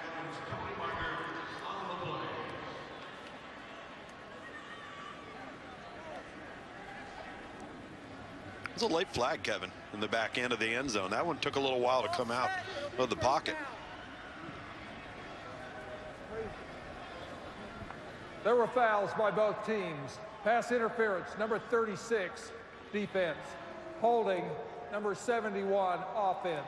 The penalties offset, replay, 3rd down. It was Malik Ellis, the right tackle, after the late pass interference against Adams. Yep, Sam Adams, 36, the winter logger, in on the pass interference. First down.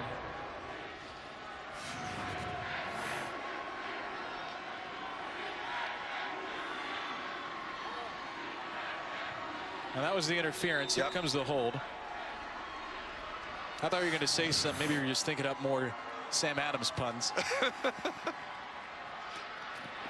Here's a sling to Wimberly, down to the 11 for a first down.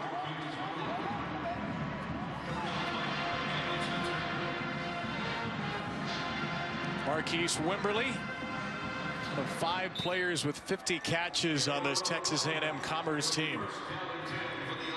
They spread it around, they throw it all over the field, and they are 11 yards away from making this a 9 or a 10-point game. Packed backfield here, and Perez will give it to Thompson for a short gain. Keep in mind, Kevin, this is where West Florida's been their best on defense. When their back's been up against the wall, when they've been on a short field, that's when they've really stood up the tallest. They could force a field goal here. It would be critical when you consider that West Florida was not able to capitalize with the turnover and get a touchdown and had to settle for a field goal. So offensively, Texas A&M Commerce has got to be productive in the red zone, and that hasn't been a strength of theirs tonight. Where are you looking here if you're Commerce?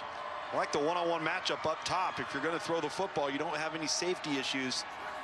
It's Cowan over there. Instead, Perez will go to Hobbs, and that's through his hands.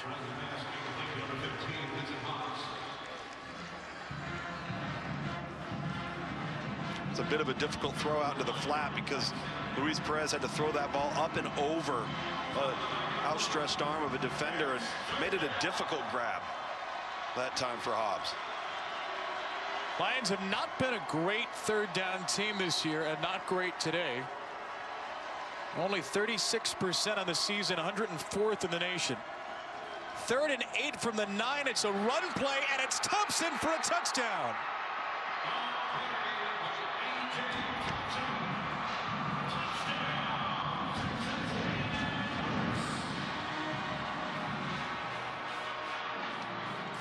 On 3rd and 8, untouched. You see big number 77, Jordan Smith, the left guard. He peels around. They run right by him. Very well executed. Just like you draw it up in the meeting room. And what an important play for this Texas A&M Commerce offense. Again, have not been overly productive in the red area. Needed to answer the bell there off of the last series turnover. 10 plays and 62 yards. E.J. Thompson, the true freshman, with his 4th rushing touchdown of the season. None of them bigger than this.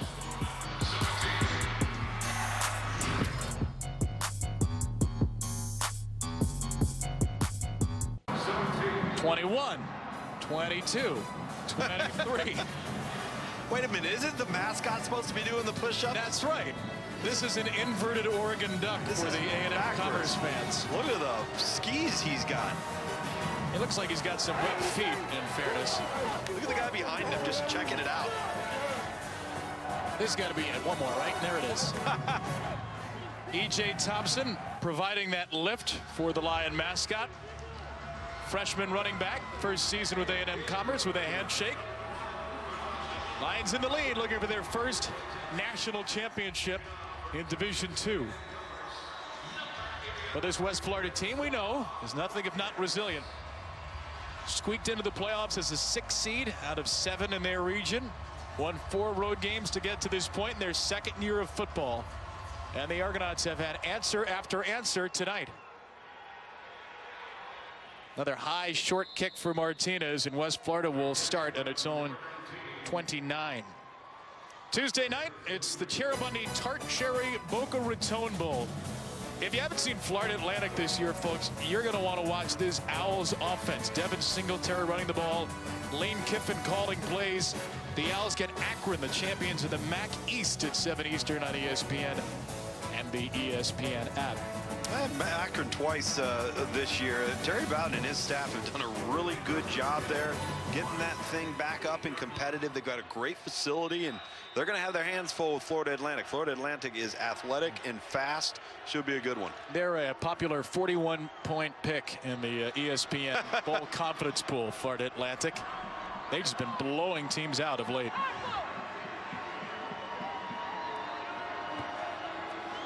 Anthony Johnson is the running back, true freshman for the Argonauts in this first play for Beaudry. And a short throw knocked away. Kark, you going to be down in Boca for that game? I will, but more importantly, I just started following Lane Kiffin on Twitter. It's actually, took you so long. It's quite amusing, but I love his style. I love the spotlight he's giving his program right now, because this isn't a program that's used to the national exposure. But look, when it comes down to brass tacks, Lugs, this guy's an incredible coach. What were they, 3-9 last year? Now they're 10-3. 3-9, and Charlie Partridge, the former head coach, deserves a lot of credit for having some good kids there that he recruited. Right now, Lane Kiffin's making the most of it. Yeah, I don't think anybody can question what type of football coach Lane Kiffin is. Beaudry again over the middle. That's been the hot spot in the game, and Litio couldn't hang on with tight coverage from Mark Westbrook. Well, this was almost a spectacular grab by Litio, and defensively, Javon Blanchard, number 48. Number 28, excuse me, Westbrook. from his secondary position making the play. He's a linebacker at 5'11", 195, but he plays more of a nickel role sometimes. And the A&M Commerce fans are in full-throated force for a long third down. West Florida has been strong on third downs tonight. Beaudry again over the middle, and this is incomplete, out of the hands of a diving Rodney Coates.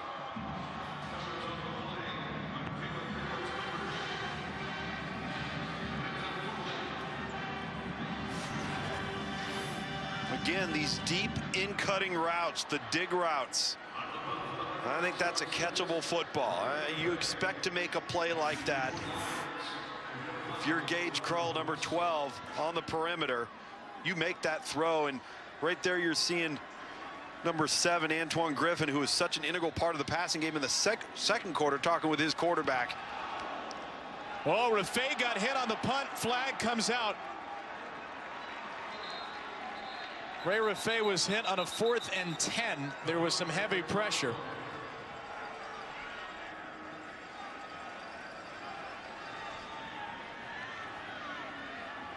Ja'Quarius Smith got him. Personal foul, roughing the kicker. Number 43, defense, 15-yard penalty, automatic first down.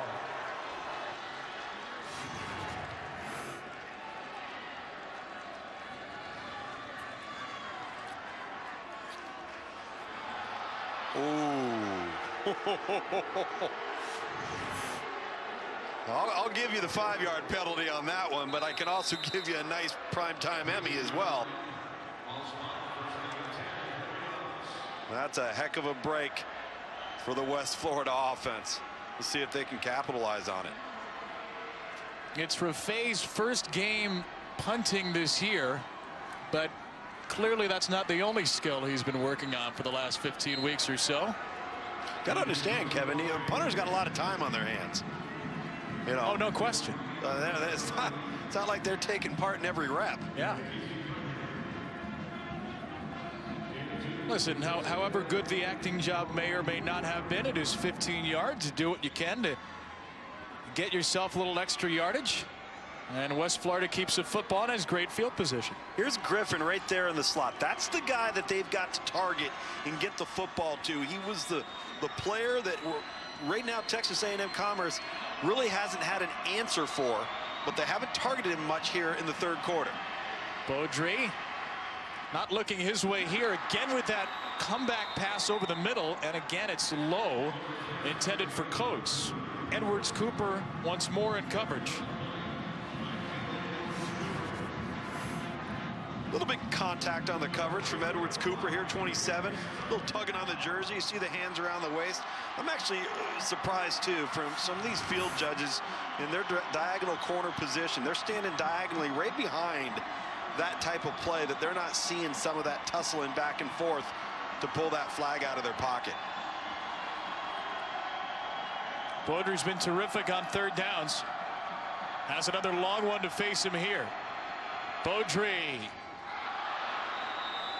Griffin was locked up with Ramsey there, and neither even so much as went for the football, with Westbrook also in coverage. So I talked about Antoine Griffin. You see him in the slot right there? Now look how they bracket him with the safety. You've got 2 defenders on 1. That's just a forced throw by Beaudry. He should not make this throw. He's got to see that. And they are walling off number 7. They're not going to allow him to turn the corner on that underneath defender and come over the middle on that in route anymore. They're going to play that safety inside out and bracket coverage him, which is going to leave some open opportunities for some other guys. Now they got to get that identified so the Beaudry can start making the proper reads. Clean punt here for Rafay, and not a good one once again. This is way out of bounds. And it will be strong field position for Commerce whenever the officials spot this thing. Wait for it. Wait for it.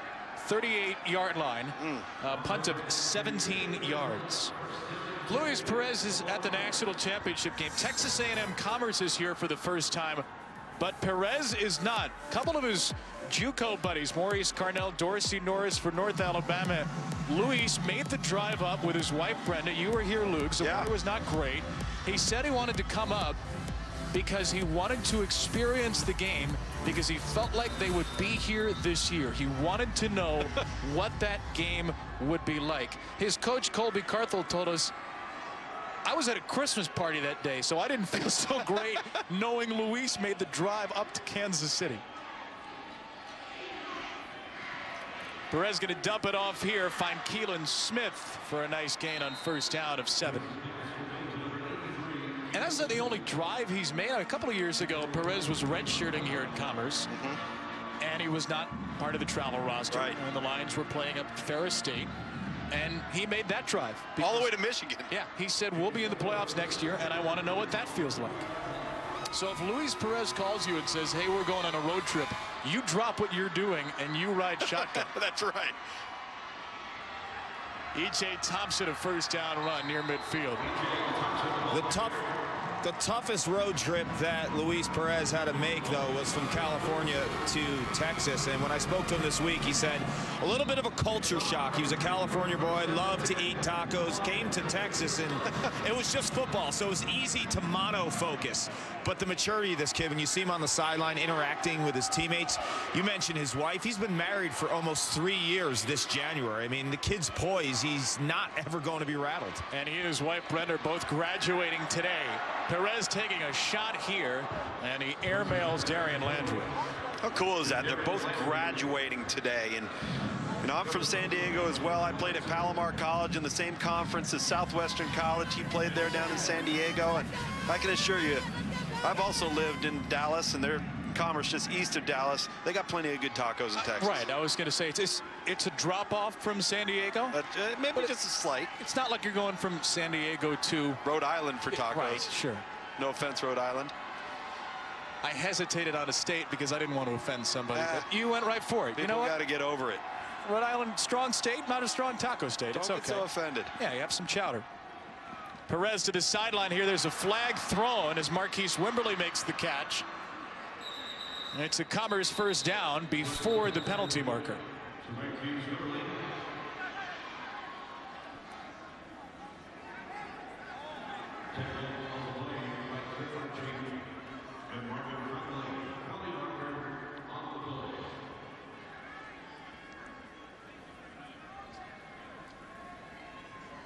Once again, we'll hear from Dwight Niebling.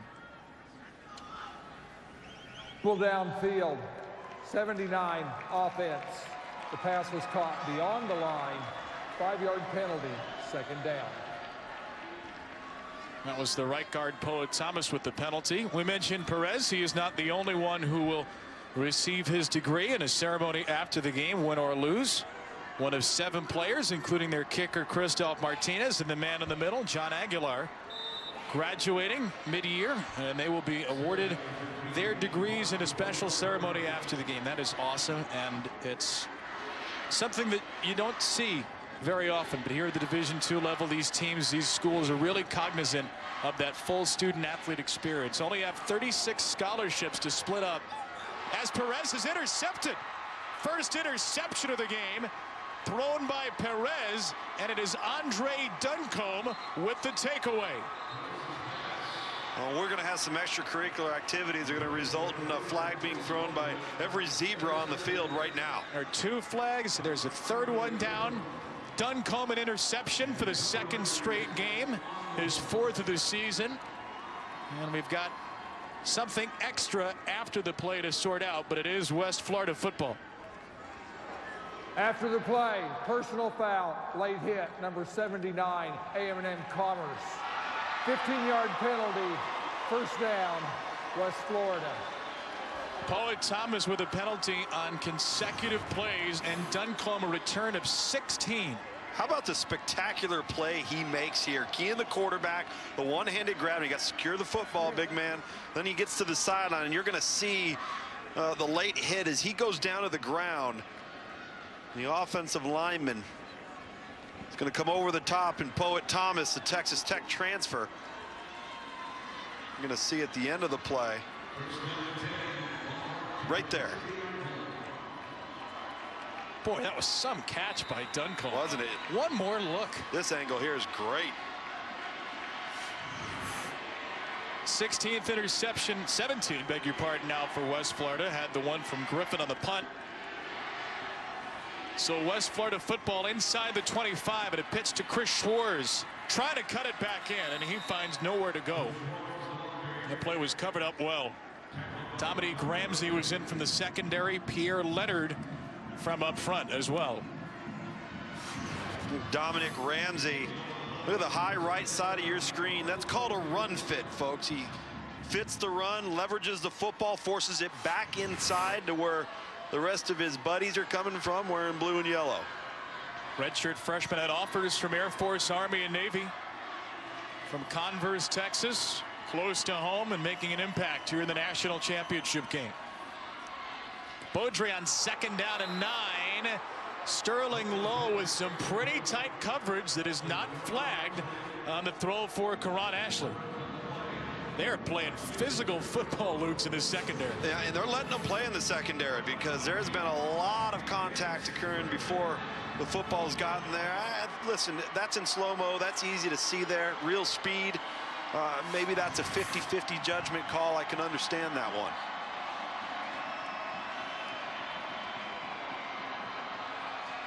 Yet another key 3rd and long for West Florida.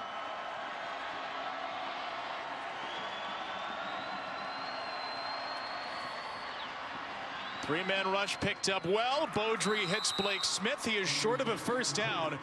And it is decision time or not. A flag was just thrown well after the play, with Beaudry and a couple of defensive linemen near the official, Dwight Niebling.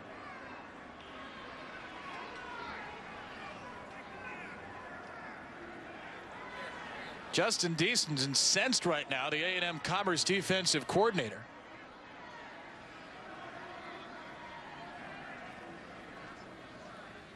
Personal foul, number 65, offense. 15-yard penalty. It's 4th down. Wow. That is the center, Devin Gibson.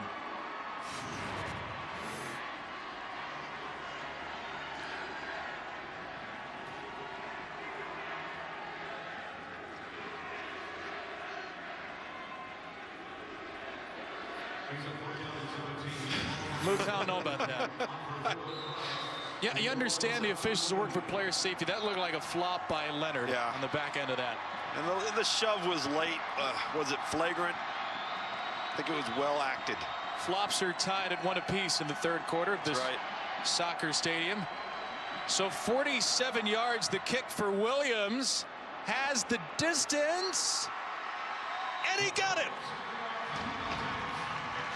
Austin Williams curls it in.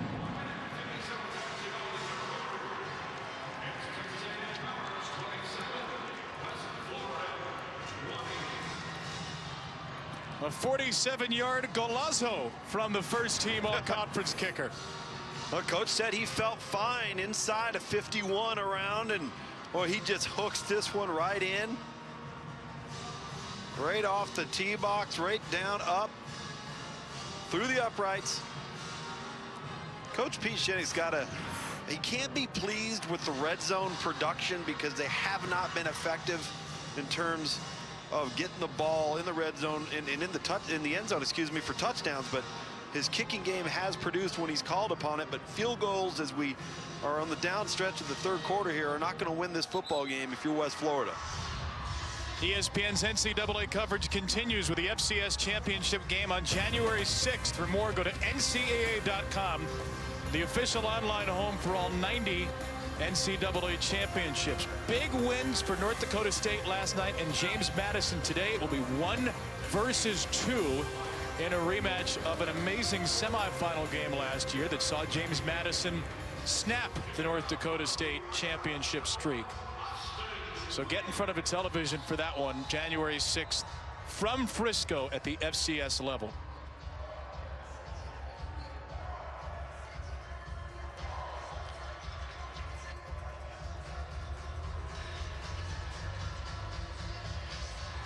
Austin Williams. Smallwood fields it, and a bit of a late break as he reaches out to the 39.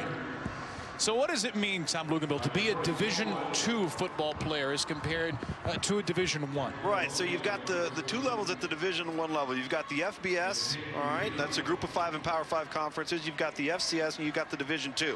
Now, when you consider this level here and this level here, those two programs, those scholarships are not all or none. They're not full scholarships. They can be split up into books or tuition or meals or what have you, and you're going to spread them throughout your roster, as opposed at the FBS level.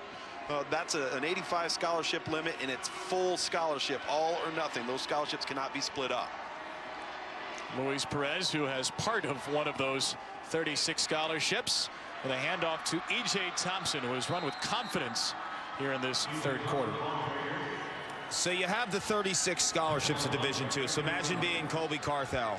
You get the job 5 years ago. You have an 8-day signing class.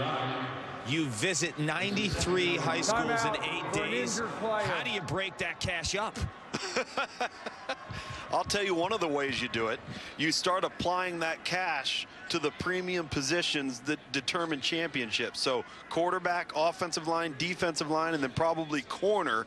You'd start there in terms of your scholarship breakdown, and then spread it out. And then, you know, what do you give to this guy versus that guy? Oh, do we give this guy meals and books? What do we give this guy, tuition? And how does it all break down? It's got to be fascinating. It's like salary cap. Yeah. For college football. That's exactly the comparison that folks have made as Anthony Riles leaves the field. You are playing with the type of limits that you don't see at the upper levels. And Colby Carthel, Paul mentioned it, got the job 5 years ago, had 8 days to sign a class. Said he and his staff went to about 90 high schools, and it was almost as if they walked into a school and said, raise your hand if you want a scholarship. Yeah, you? Oh, okay, come on, let's go. And a whole bunch of those players are still here and contributing tonight, including Sean Hooks, who had the first touchdown of the game. Here's a first down run of 4 for E.J. Thompson. Well, how about number 26, Carandall Hale, the running back that was having a great night. He fumbles on the opening play of the third quarter, and he has been on the sideline ever since. You put the ball on the carpet, you're not going to play for Colby Carthel in this offense. Thompson, 9 carries, 49 yards. Here is the aforementioned Sean Hooks. Give him 7 yards on first down to the 40 of West Florida. There is the aforementioned Carandall Hale. Those are good numbers. 5.1 average. That's terrific. But he lost a critical fumble. Yeah, he was having a good night, and they've sat him on the sideline and said that's not championship football. And we're going to go with the hot hand. If you secure the football, you're going to play. If you don't, you're going to be standing next to me. Thompson with a 9-yard touchdown run in this quarter. In there as part of a jumbo backfield with Smallwood and Hobbs. Perez will fake the run to Hobbs, take a shot on second down and short, and it's reeled in by Wimberly for an A&M Commerce touchdown. 40 yards.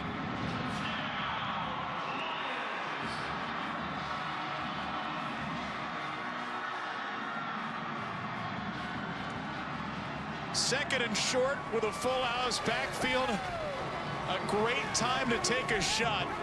Marquise Wimberly with his 6th touchdown of the season, and this is a 2-score game.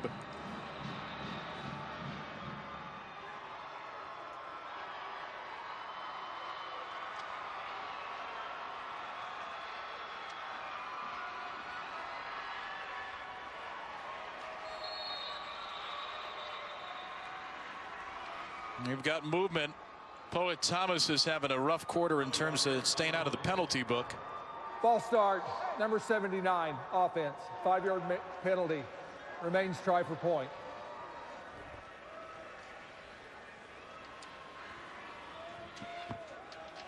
Here's Wimberly, who had a 64-yard touchdown called back due to a penalty last week. Nothing stops him from scoring from 40 yards out here. A little bit longer of an extra point for Martinez. No problem.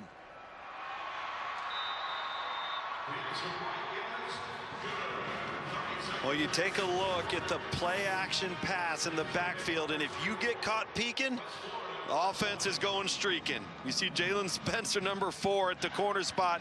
He's responsible for Wimberly. He's looking inside, thinking it may be run. Wimberly's running inside. Safety's peeking inside as well. You can't play both. Very well executed. That backfield action. Luis Perez knew he had the one-on-one, took advantage, and what a big play. That's the vertical passing game that we haven't seen since the first quarter for Texas A&M Commerce. That's a pretty good throw if you know, played high school football. Yeah, right. Even better throw if you hadn't, like Luis Perez, who tried out for his team at wide receiver in a run-heavy offense. Well, he didn't try out at wide receiver. That's where the team wanted to put him. He did in high school back at San Diego. So could there be any bigger contrasting differences in shoes between two sports? Bowling and cleats, right? Bowling and football. I mean, really? He was late for bowling practices in high school. That's one of the main reasons he gave up football. He was watching the final game of his senior year. He got the bug. And he's got his team up 14 in the national championship, Paul Carcaterra. Indeed, and you look at the body of work, what he's done the last 2 years at Texas A&M in Commerce, Luis Perez, it's incredible. I mean, we've been documenting this story. He didn't play high school football. He was a great bowler. He did tell me, though, he wanted to put bowling on the shelf and chase his dream because he could play bowling when he is 50 years old. But, Luke, the question I have for you, for a kid who didn't play high school football, you know the quarterback position better than anyone. Break his mechanics down. You know, it's interesting. We'll take a look here just after this next play, and I'll get right to that. See what Mike Beaudry has dialed up for West Florida. Nice sidearm delivery here, and a catch made by Kevin Grant. A big play on first down to just shy of midfield. You know, it's interesting, Paul, because the delivery between Beaudry and Luis Perez is very similar. The ball comes out quick. You've got nice wrist velocity on it. Both release the ball a little bit low. They can change arm angles to suit the throw. Now, you talk to Kobe Carthon, he says the NFL scouts are coming in and they're questioning, you know, his true arm talent. I don't know if I'd question his arm talent and his release as much as I'd question whether he's athletic enough to be able to extend plays if you needed him to. Oh, big hit. Griffin blown up by Alex Shiloh, the redshirt freshman, and that is an explosive way to finish the third quarter for A&M Commerce. Texas A&M Commerce is 15 minutes away from its first Division II national championship in school history. Luis Perez knows it.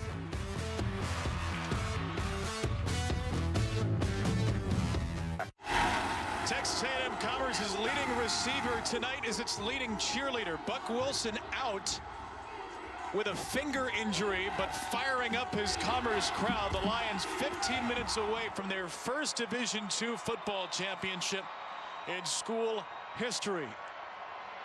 Second and long for West Florida to begin this fourth quarter here in Kansas City, Kansas. Beaudry pressured off the edge and dropped. Blown up by Brooks Sathoff, the all-conference linebacker. 4 sacks on the night. Sathoff unblocked. And that time the back just doesn't see him. Chris Schwartz, number 40. He goes inside. He's got to take that outside off the edge blitzer. Now that would have been a mismatch, but at least you'd had a body in between him and the quarterback. That's a bust in protection there for West Florida.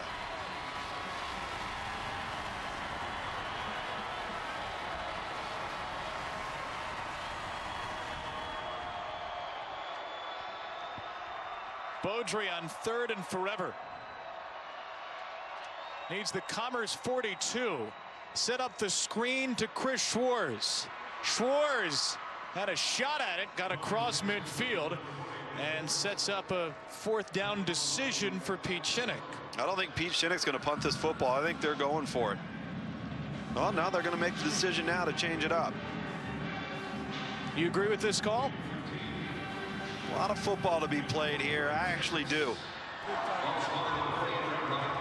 Paul, what do you got? You know, gentlemen, based on the way we've seen the kicking in this game, I'm I'm going for it. The punting and the kicking has been less than average. Well, the one thing we do know is that they have shanked the ball considerably, so we know the ball's at least going to go out of bounds, I think, for West Florida. Well, this may be Rafai's best one of the night, and it's a fair catch made by Hooks at his own 12-yard line. So a punt of 36, no return. The Argonauts need to make a stand on defense.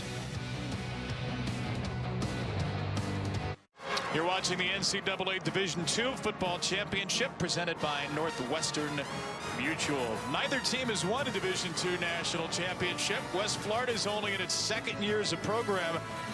They are running into one of the top offenses and one of the top quarterbacks in the nation, Luis Perez, with the football for Texas A&M Commerce. That young man has set the Division II tournament record, most passing yards in a single year in the postseason, over 1,500 in the Lions' 5 games. Handoff to E.J. Thompson, who breaks the tackle and nearly broke it for more. Thompson has been terrific in this second half. He picks up 9 on first down. I really like the blend and the balance between run to pass that this offense has shown here in the second half. They put the faith in their offensive line, a big, experienced unit, bigger than most units at the Division II level. And this is an offense, again, that is, throw first, throw second, throw third. They've made some adjustments, and I think they've made the right calls by adding some balance here tonight.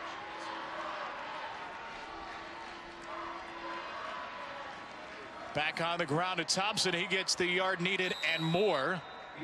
Hit across the 25. 5 tough yards for the young man out of Cypress, Texas. 5'9", but a solid 200-pound true freshman playing here in this national championship. Jordan Smith, 77, limping off the field there, the big offensive tackle. Brian Taylor, 72, comes in to take his spot. And listen, if I'm Texas A&M Commerce, I'm controlling the line of scrimmage here on this drive. I'm going to run the football until West Florida dictates otherwise, because this has been all ground and pound. I wouldn't deviate from it. And they snap it with only 3 on the play clock, and Thompson bulldozes his way to the 45. Fourth quarter, just what the doctor ordered. Lugs, you mentioned they're going to run the ball. Look at the size of these linemen. Jordan Smith, 6'4", 315. Poet Thomas, 6'6", 325. DeAndre Shaw, 6'5", 320. With the lead, with the backs that are churning, this is going to be tough for West Florida to answer the bell in regards to the punch that this offensive line is giving them. This is a Division I size offensive line. A guy like Poet Thomas started his career at Texas Tech. Yeah, and you know what, Paul? Really, when West Florida was taking advantage defensively was when Texas A&M Commerce was trying to throw the football. And they haven't had an answer to stop the run game, and Commerce and Lions have figured it out. Timeout, A&M Commerce. First charge, 30 seconds in length. Play clock was down to 1, so Colby Carthel takes a timeout.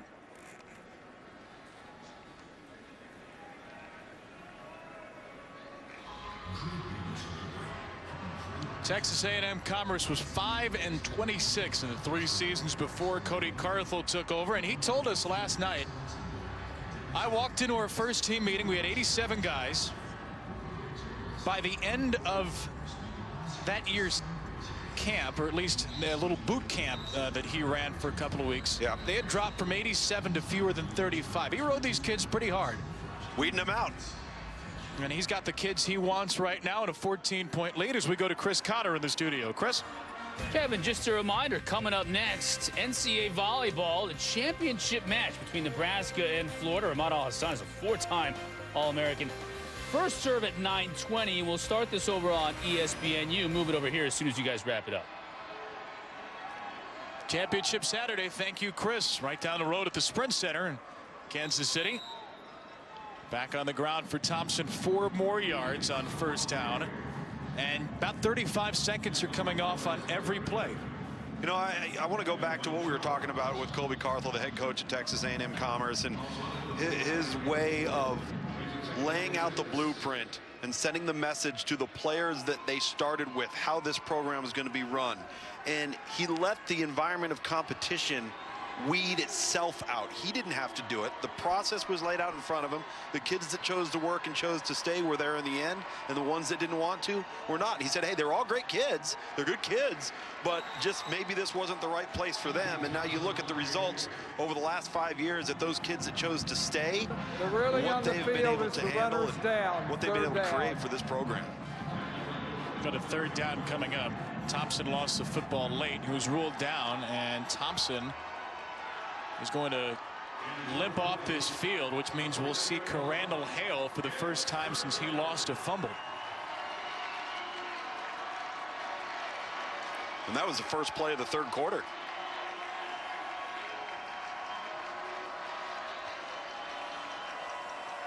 Texas A&M Commerce has not thrown the ball on this drive.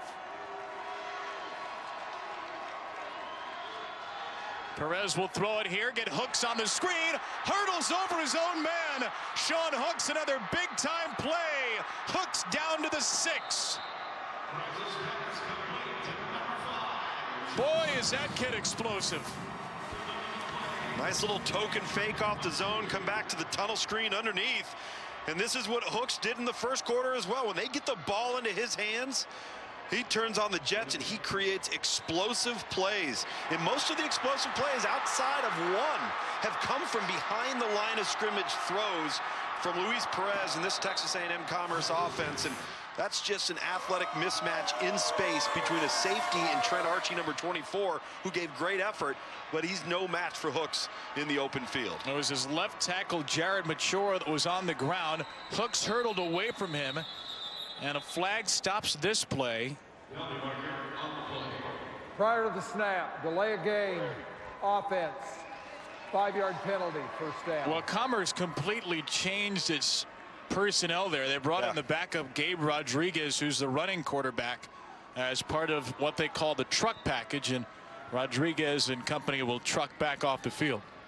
Yeah, Gabe Rodriguez was actually here before Luis Perez transferred in, and he's been the ultimate team guy. They want to try and get him meaningful reps, so they've given him a little bit of a goal line inside the +8 or +5 package, and unfortunately a penalty negates that opportunity. First and goal from the 11. Running back is Thompson once again. Just want to hang onto the football and keep the body moving forward now. This clock under 9 minutes and continuing to move for Commerce. You know, Paul mentioned it earlier, but this is a really athletic offensive line for Texas A&M Commerce. Those guards, the two guards, particularly 77, Jordan Smith, they pull them around. These kids can move. Malik Ellis, number 71, you see there at right tackle.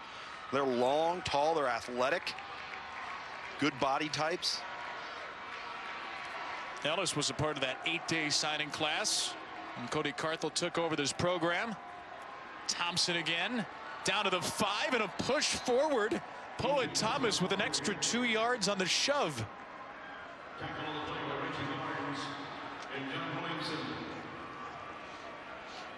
And now here comes the truck package with Gabe Rodriguez for this 3rd and goal. Bring in a couple of extra tight ends. Corey Smallwood into the game. Rodriguez has 5 rushing touchdowns on the year on 21 carries, and they've got 4 players to the right, Lukes. Rodriguez will throw left. He had Smallwood. It's incomplete. But did you see who the players were to the right? It was half the offensive line. Choro was over there. 74, Thomas 79. Oh, they had exactly what they wanted. Got to come out of the break a little bit there better if you're Corey Smallwood. I think Rodriguez is trying to throw him open a little bit more instead of just sticking the ball right on him. Come into the game, it's hard. You haven't thrown the football. It's a little bit of a chilly night, and opening snap is a throw.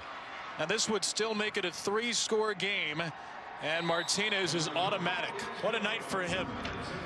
3 for 3 field goals, 4 for 4 extra points. Texas A&M Commerce can smell it.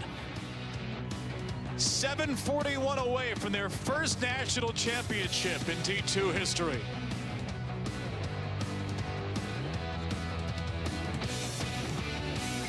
The NCAA Division II Football Championship is presented by Northwestern Mutual. Northwestern Mutual. We help you live life differently. We're looking at Whitman Air Force Base, about 90 minutes east of Kansas City, home to the 509th Bomb Wing and the United States fleet of B-2 bomber Spirits. We are here in Kansas City, Kansas tonight. At Children's Mercy Park, the home of Sporting Kansas City.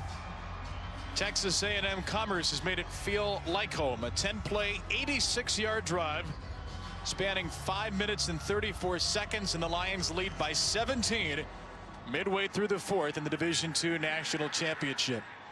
Well, it's a championship Saturday, and we'll take it to the studio now. Chris Cotter has more on that. All right, yeah, coming up next, NCAA Volleyball Championship. Michaela Fecchi in Nebraska looking to win their 5th title, taking on Florida. They're looking to win their 1st. It's going to start on ESPNU. As soon as you guys wrap things up there in KC, we'll move it over here to ESPN2, guys. Chris, we'll go from KC to KC, Kansas to Missouri. Florida looking for its first championship, as you said. We have a couple of teams, one of them from Florida, looking for championship number 1 tonight. Commerce has only won an NAIA football championship. That was 45 years ago. West Florida with its back to the wall. 2nd year of football in this program's history, and they need 3 scores. Beaudry looking for Griffin, and here comes a flag. Chris Smith in on the coverage.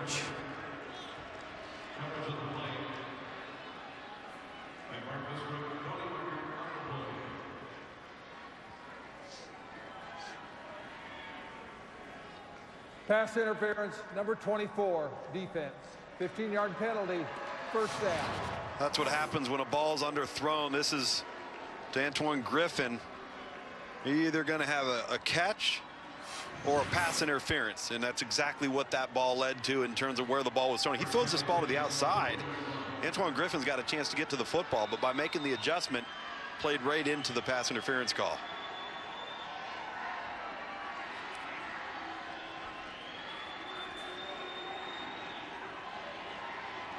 Rush of 5. Beaudry flips it out in a single coverage, and he hit Edwards Cooper in the back. Another one that was underthrown from Mike Beaudry. And he had forced Ashley out of bounds.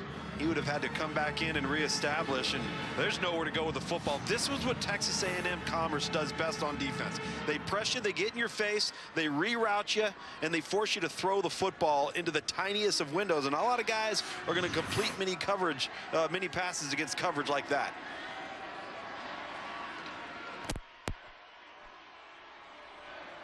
A&M Commerce, one of the top pass defenses in the Lone Star Conference, and terrific tonight. This is into triple coverage. Griffin nearly got it too.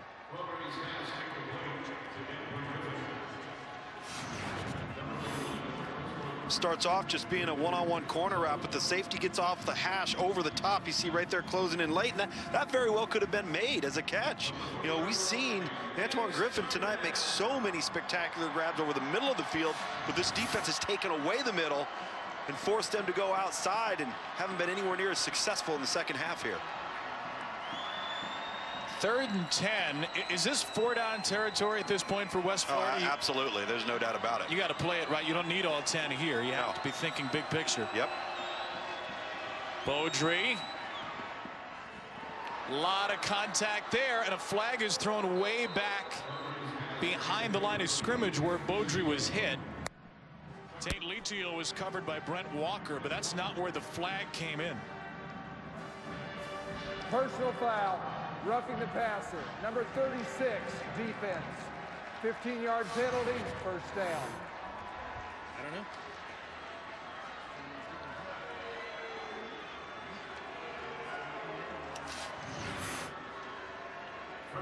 That's an easy call against Michael Wallace. Yep. And West Florida's moved the ball on this drive because of 2 15-yard penalties. You look at the penalties right now, and Commerce, one of the most penalized teams in the nation, has had over 100 yards.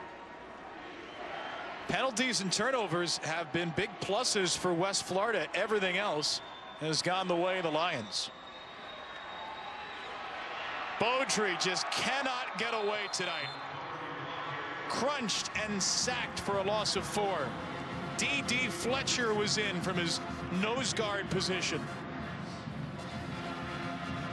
5 sacks on the night now for this defense for Texas A&M Commerce. And well, you know, what do we always talk about with championship teams? I don't care who it is in the country, at what level. You talk to a coordinator, they're going to tell you, if we can control the line of scrimmage with 4 men, if we can rush the passer with 4, if we can stop the runner with 4, tonight the Lions have done it with 3 on many occasions, dropping 8. Been a wonderful effort defensively. Fletcher, the nose guard, got through a double team. Beaudry flips out here for Litio. Another difficult catch attempt. Another ball in a wide receiver's hands. Tough one to make with Chris Smith in coverage. And that was actually a pretty well thrown ball, Kevin. Sure was. There wasn't a lot of room for error there. He dropped it right in the basket. And now you're stuck with a 3rd and 14 coming up. This is a West Florida team that did not exist a couple of years ago, except on paper. Announced the intention to begin football in 2011. Hired Pete Shinnick in 2014. A recruiting class the next year. Actual games last year, they went 5-6. This Cinderella run is in some jeopardy. Griffin with the adjustment. That is a heck of a play by Antoine Griffin.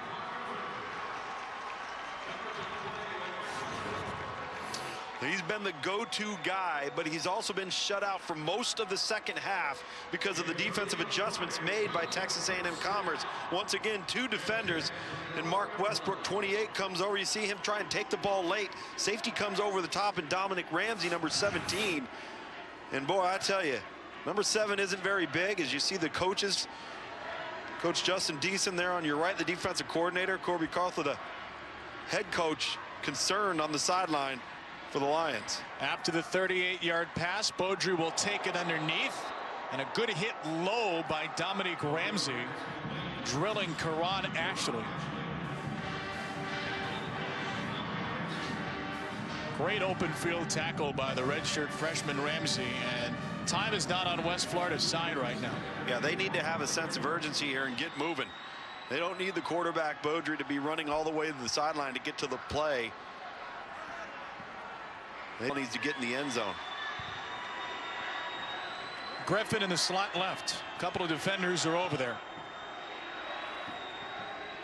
Beaudry over the middle, short of the goal line to Blake Smith. Well, he's short of the goal line, and he's short of the line to gain for a first down, so that clock's going to continue to run here. 3 timeouts left for West Florida. They don't want to have to use these right now. But they got to get this ball in the end zone. And again, taking way too much time is Mike Beaudry, the quarterback for West Florida, to walk almost to the opposite hash to try and get a call. They've got to be more efficient here. 3rd and 2, you can get a first down without a touchdown. Schwartz will barrel his way to the goal line and score. 2nd touchdown of the night for Chris Schwartz comes from 3 yards out.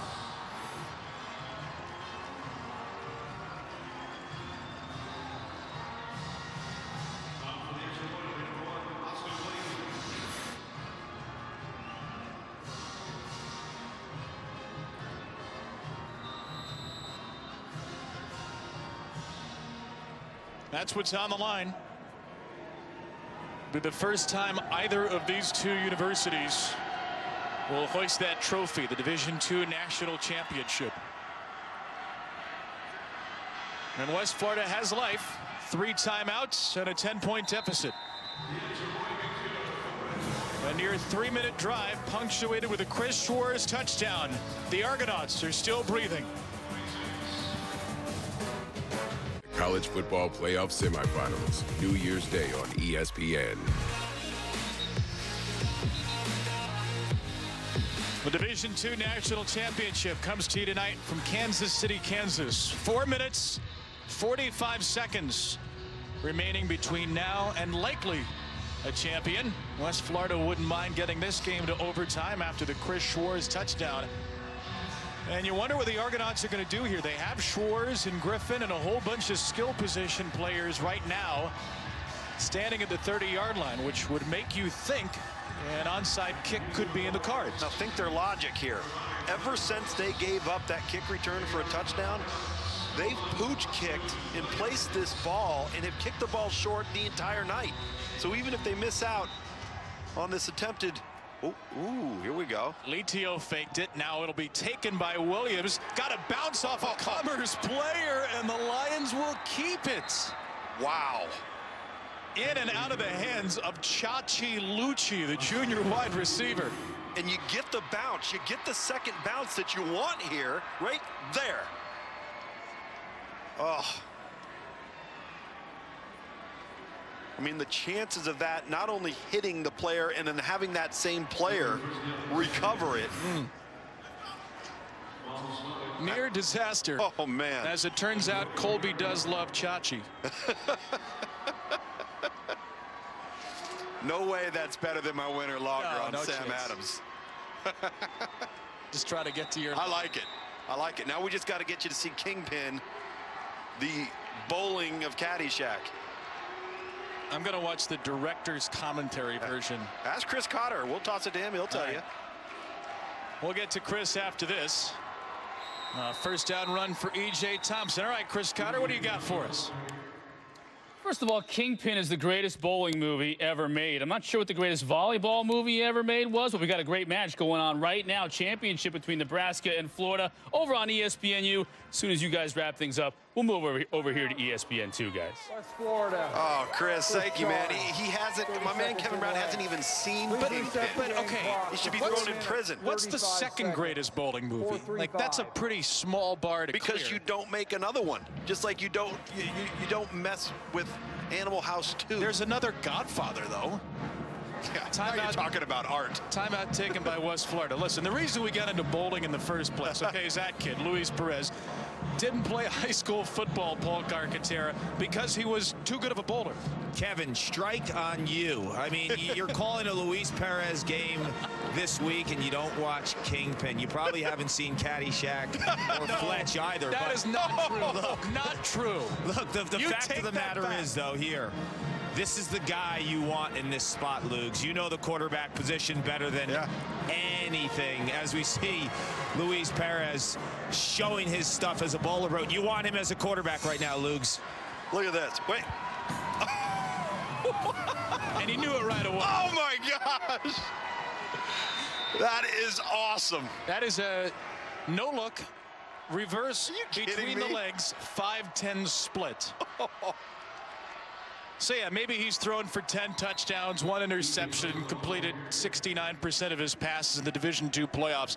All right, that's all fine and good. That was awesome. That was like a long snap in bowling. Yeah. Second charge, 30 seconds in length. We have a timeout taken by West Florida and an injured Argonaut. That is Austin Dukes, who's recovered a fumble tonight on his back with the helmet off. He's obviously in pain. He's made a lot of plays tonight on defense.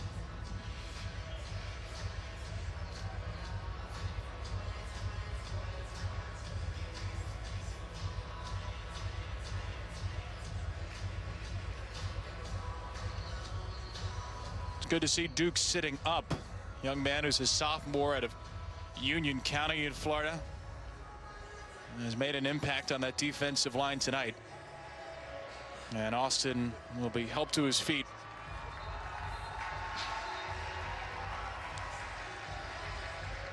It's a West Florida team that has had such a strong defensive line presence this year. Dukes with 3 sacks. They had 47 coming into the game. They really picked up the pass rush toward the end of this season in this epic run to the Division II championship. And Austin will be checked on here with 4:31 to go and a timeout remaining. When he dial up here, it'll be a pass, it looks like, with 5 receivers for Perez.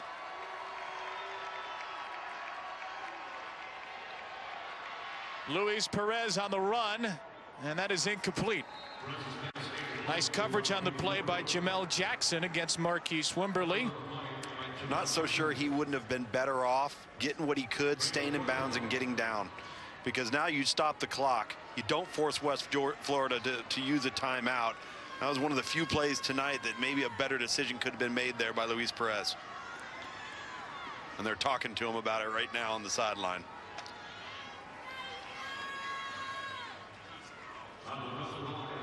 How strongly are you going after this punt? Well, it's tough it's tough against this type of alignment. Yeah. Because you've got to account for people downfield. Now you might see a little something. Now here's the kick. It's away cleanly from Perry, and it's fielded at the 10 by Griffin. West Florida at its own 10, 1 timeout, and down 2 scores.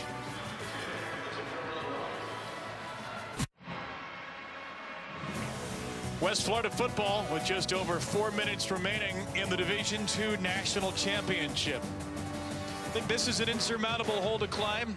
West Florida didn't have a football team 2 years ago. This is nothing. 90 yards to go for a touchdown. A field goal does keep them in it, though. The Argonauts down 2 scores with a timeout in the shadow of their own end zone. Mike Beaudry in the face of some pressure, and the pressure got to him there as he had Kevin Grant over the middle.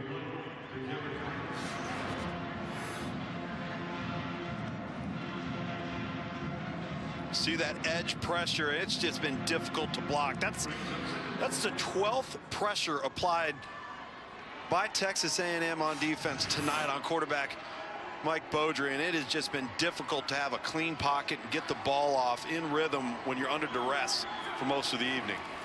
Beaudry 21 for 43 in the game. Sets up the screen to Schwartz. This could be a big one.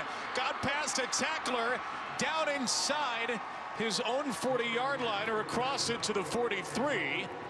33 yards for Schwartz, who juked Alex Shiloh out of the way. Yeah, number 10, Alex Shiloh, misses his tackle, doesn't break down his space. He overruns it. You see that right there. And how do you slow down the pass rush you've had a difficult time handling all night long? Well, set him up and throw the screen underneath. Schwartz with 44 yards receiving, 45 rushing in the game.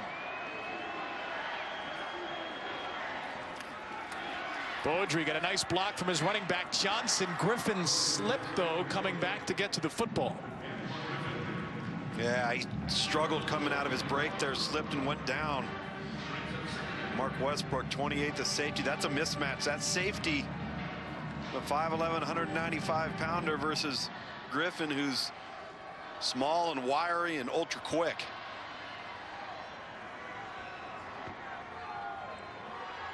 There they are right there. It looks like they're going to be locked up again. Westbrook, who starts technically at Sam linebacker, but essentially plays nickel against Griffin in the slot right. Beaudry. Griffin's down the field. Beaudry doesn't go his way because of some double coverage. Goes underneath this time, and it is intercepted. DJ White took it away for Texas A&M Commerce. Trailing on the field is interception. First down, A&M Commerce.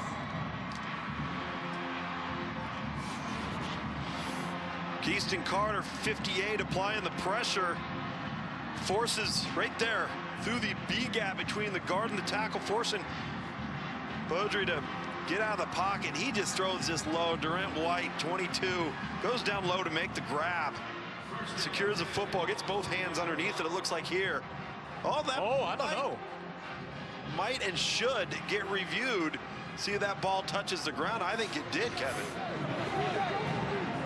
The ruling on the field is an interception. The previous play is under further review.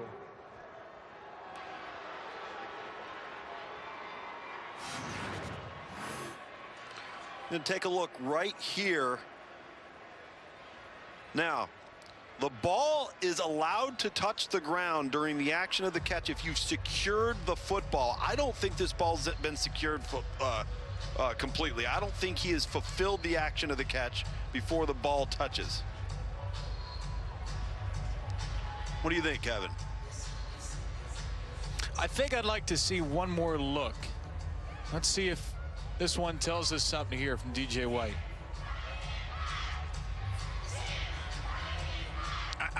I think it's I don't know. I'm with you. Look. I think that initial look's the best. I think the ball right might here be aided into the hands by the ground here. There's a little push off with the ground. Now, of course, the ruling on the field, it has to be said, was an interception, so you do need indisputable evidence to overturn. Beyond a reasonable doubt. I think this is a tough call, but I see the ball hit the ground, and I don't know if both hands have gotten underneath that football enough. And again, and that's why we get into the language when they come back as to whether it stands or if the call is confirmed. They may just come back and say this one stands because they can't necessarily confirm either way. Dwight Niebling, our referee, is on the headset. We're going to take one more look. See, I think the faster you look at that, as opposed to slow motion, the clearer it is that it touched the ground. The slower you look at it gives you more of, I think, an illusion that you may have secured it, but when you look at it pretty quickly. After reviewing the play, the ball hit the ground for an incomplete pass. Yeah, I think that's a good call. 3rd and 10 from the 43-yard line. Please reset the game clock to 3 minutes, 43 seconds. Well, nothing more than on the game clock, the national championship on the line here. And if that ball is a confirmed interception, West Florida is all but done. So the Argonauts continue to stave off elimination. Now they have a 3rd and 10, but they have the football. Well, in all likelihood, they're going to have to use their final timeout on this drive and then score no matter what. Then the question is going to be, how can they hang on without being able to stop the clock thereafter?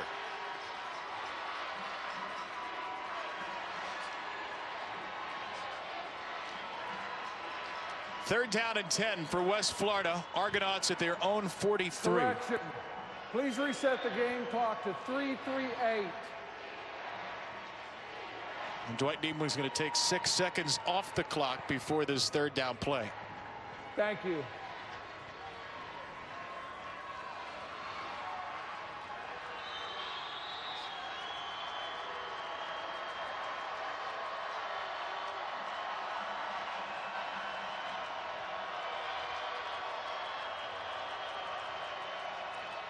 Late pressure picked up. Beaudry over the middle, incomplete. Coverage on the play by Jalen Edwards-Cooper against Karan Ashley. Well, that has been a matchup all night long, and it has been a tightly contested one as well.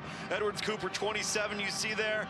We've seen an awful lot of that escort you into the dance with the hands on the hips there from Edwards-Cooper all night long, and these officials have decided to let these guys play. They're going to have some contact. They're going to let them fight for the football.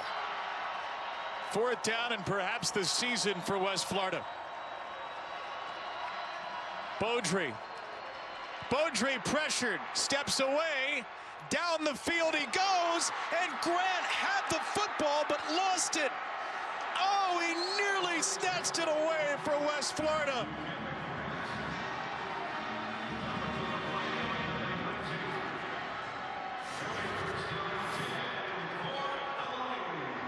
He goes up, and what a tremendous effort. And he thinks he's off to the races. Oops, I forgot something. Kevin Grant goes up and high points this football. And his coach, Pete Shinnick, on the sideline is talking him through it right now. Just disappointed. There's an opportunity to make a play, and he was off to the races, Kevin. He had found his way past Edwards-Cooper and Ramsey. A&M Commerce will go right back to the ground in Thompson. West Florida only has 1 timeout, and it won't use it here.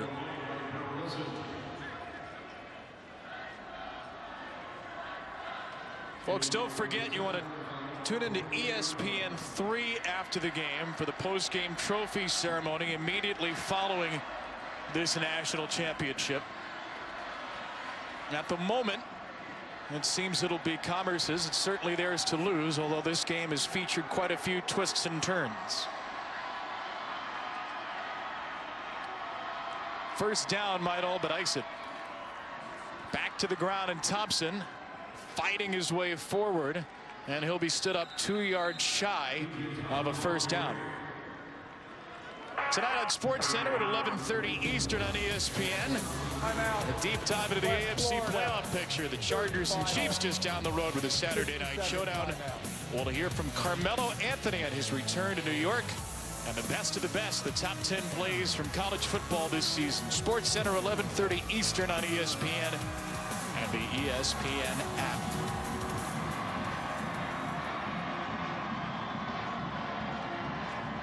Take a look at this West Florida football team. Obviously disappointed to come this far, win four straight road games for the Argonauts just in their second year of football at any level.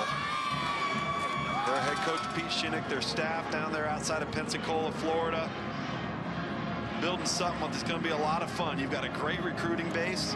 You know, interesting, we talked this week, Kevin, with Coach Shinnick about how they're going to recruit guys that they know they can't get.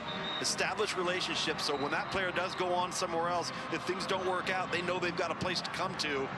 I think it's been really smart. They've already had several guys bounce back at Central Florida, South Florida, some FCS programs, and playing for them now. That's a smart move in recruiting for long-term success. Got his daughter on the sideline next to him, Rachel. She takes notes when Pete will verbalize his thoughts on the plays to her.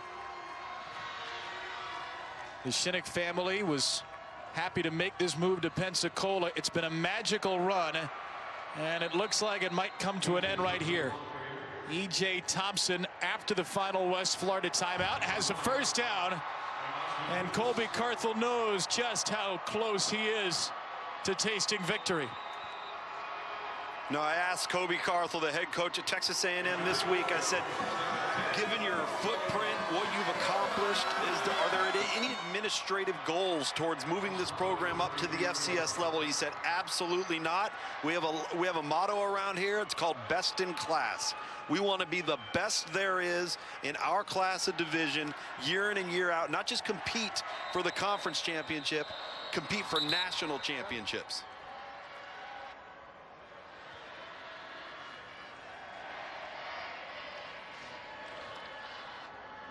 The ruling on the field was a first down. The previous play is under further review. The officials are going to look at the spot, considering that this would effectively end the game if confirmed as a first down. A little surprised at this call right here. I understand the timing of it, the importance of it. There was a pretty clear line to gain right there, and also very, very clear that they more than secured the first down. I just don't know if this is a necessary review. Line to gain was the 33. Nothing you would see on that first replay there would indicate otherwise. And the picture tells 1,000 words here. Antoine Griffin on the sideline for West Florida. He's got a nice game tonight. As we take another look at where you've got to get this first down, that's a first down. I don't see the need. You see the official coming in for his spot. It's an unnecessary stoppage of the game.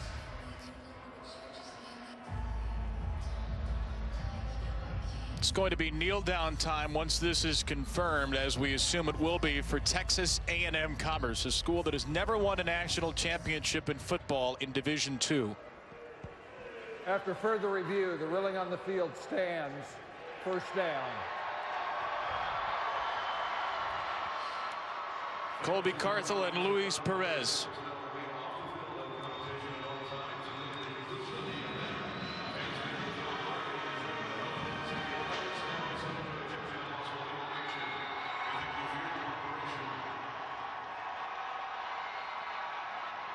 They made the drive up here from Commerce, Texas, a small town about an hour east of Dallas. And they have turned Kansas City into an honorary Commerce for the weekend. And the folks here are going to get a trophy pretty shortly. Here's the first kneel down for Perez, and we're in the waiting game now for Texas A&M Commerce.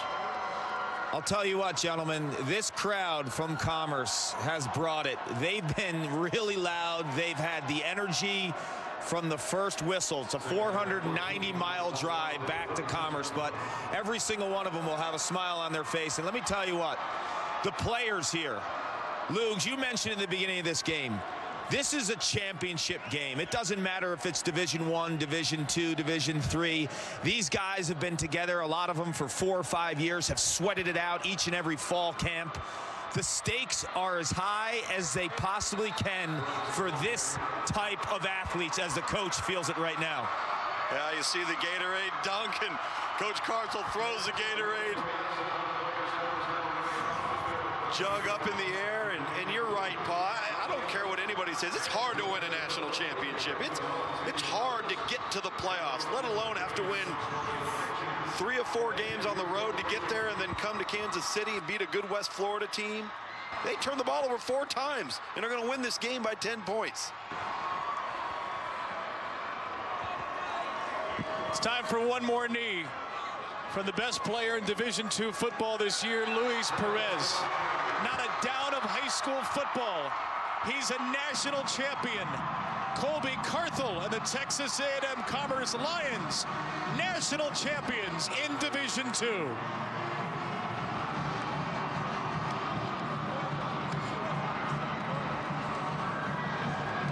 The 2 architects of this run, coach and quarterback. Their first Division II title in school history. What a run for both of these teams. The trophy will reside in Commerce, Texas.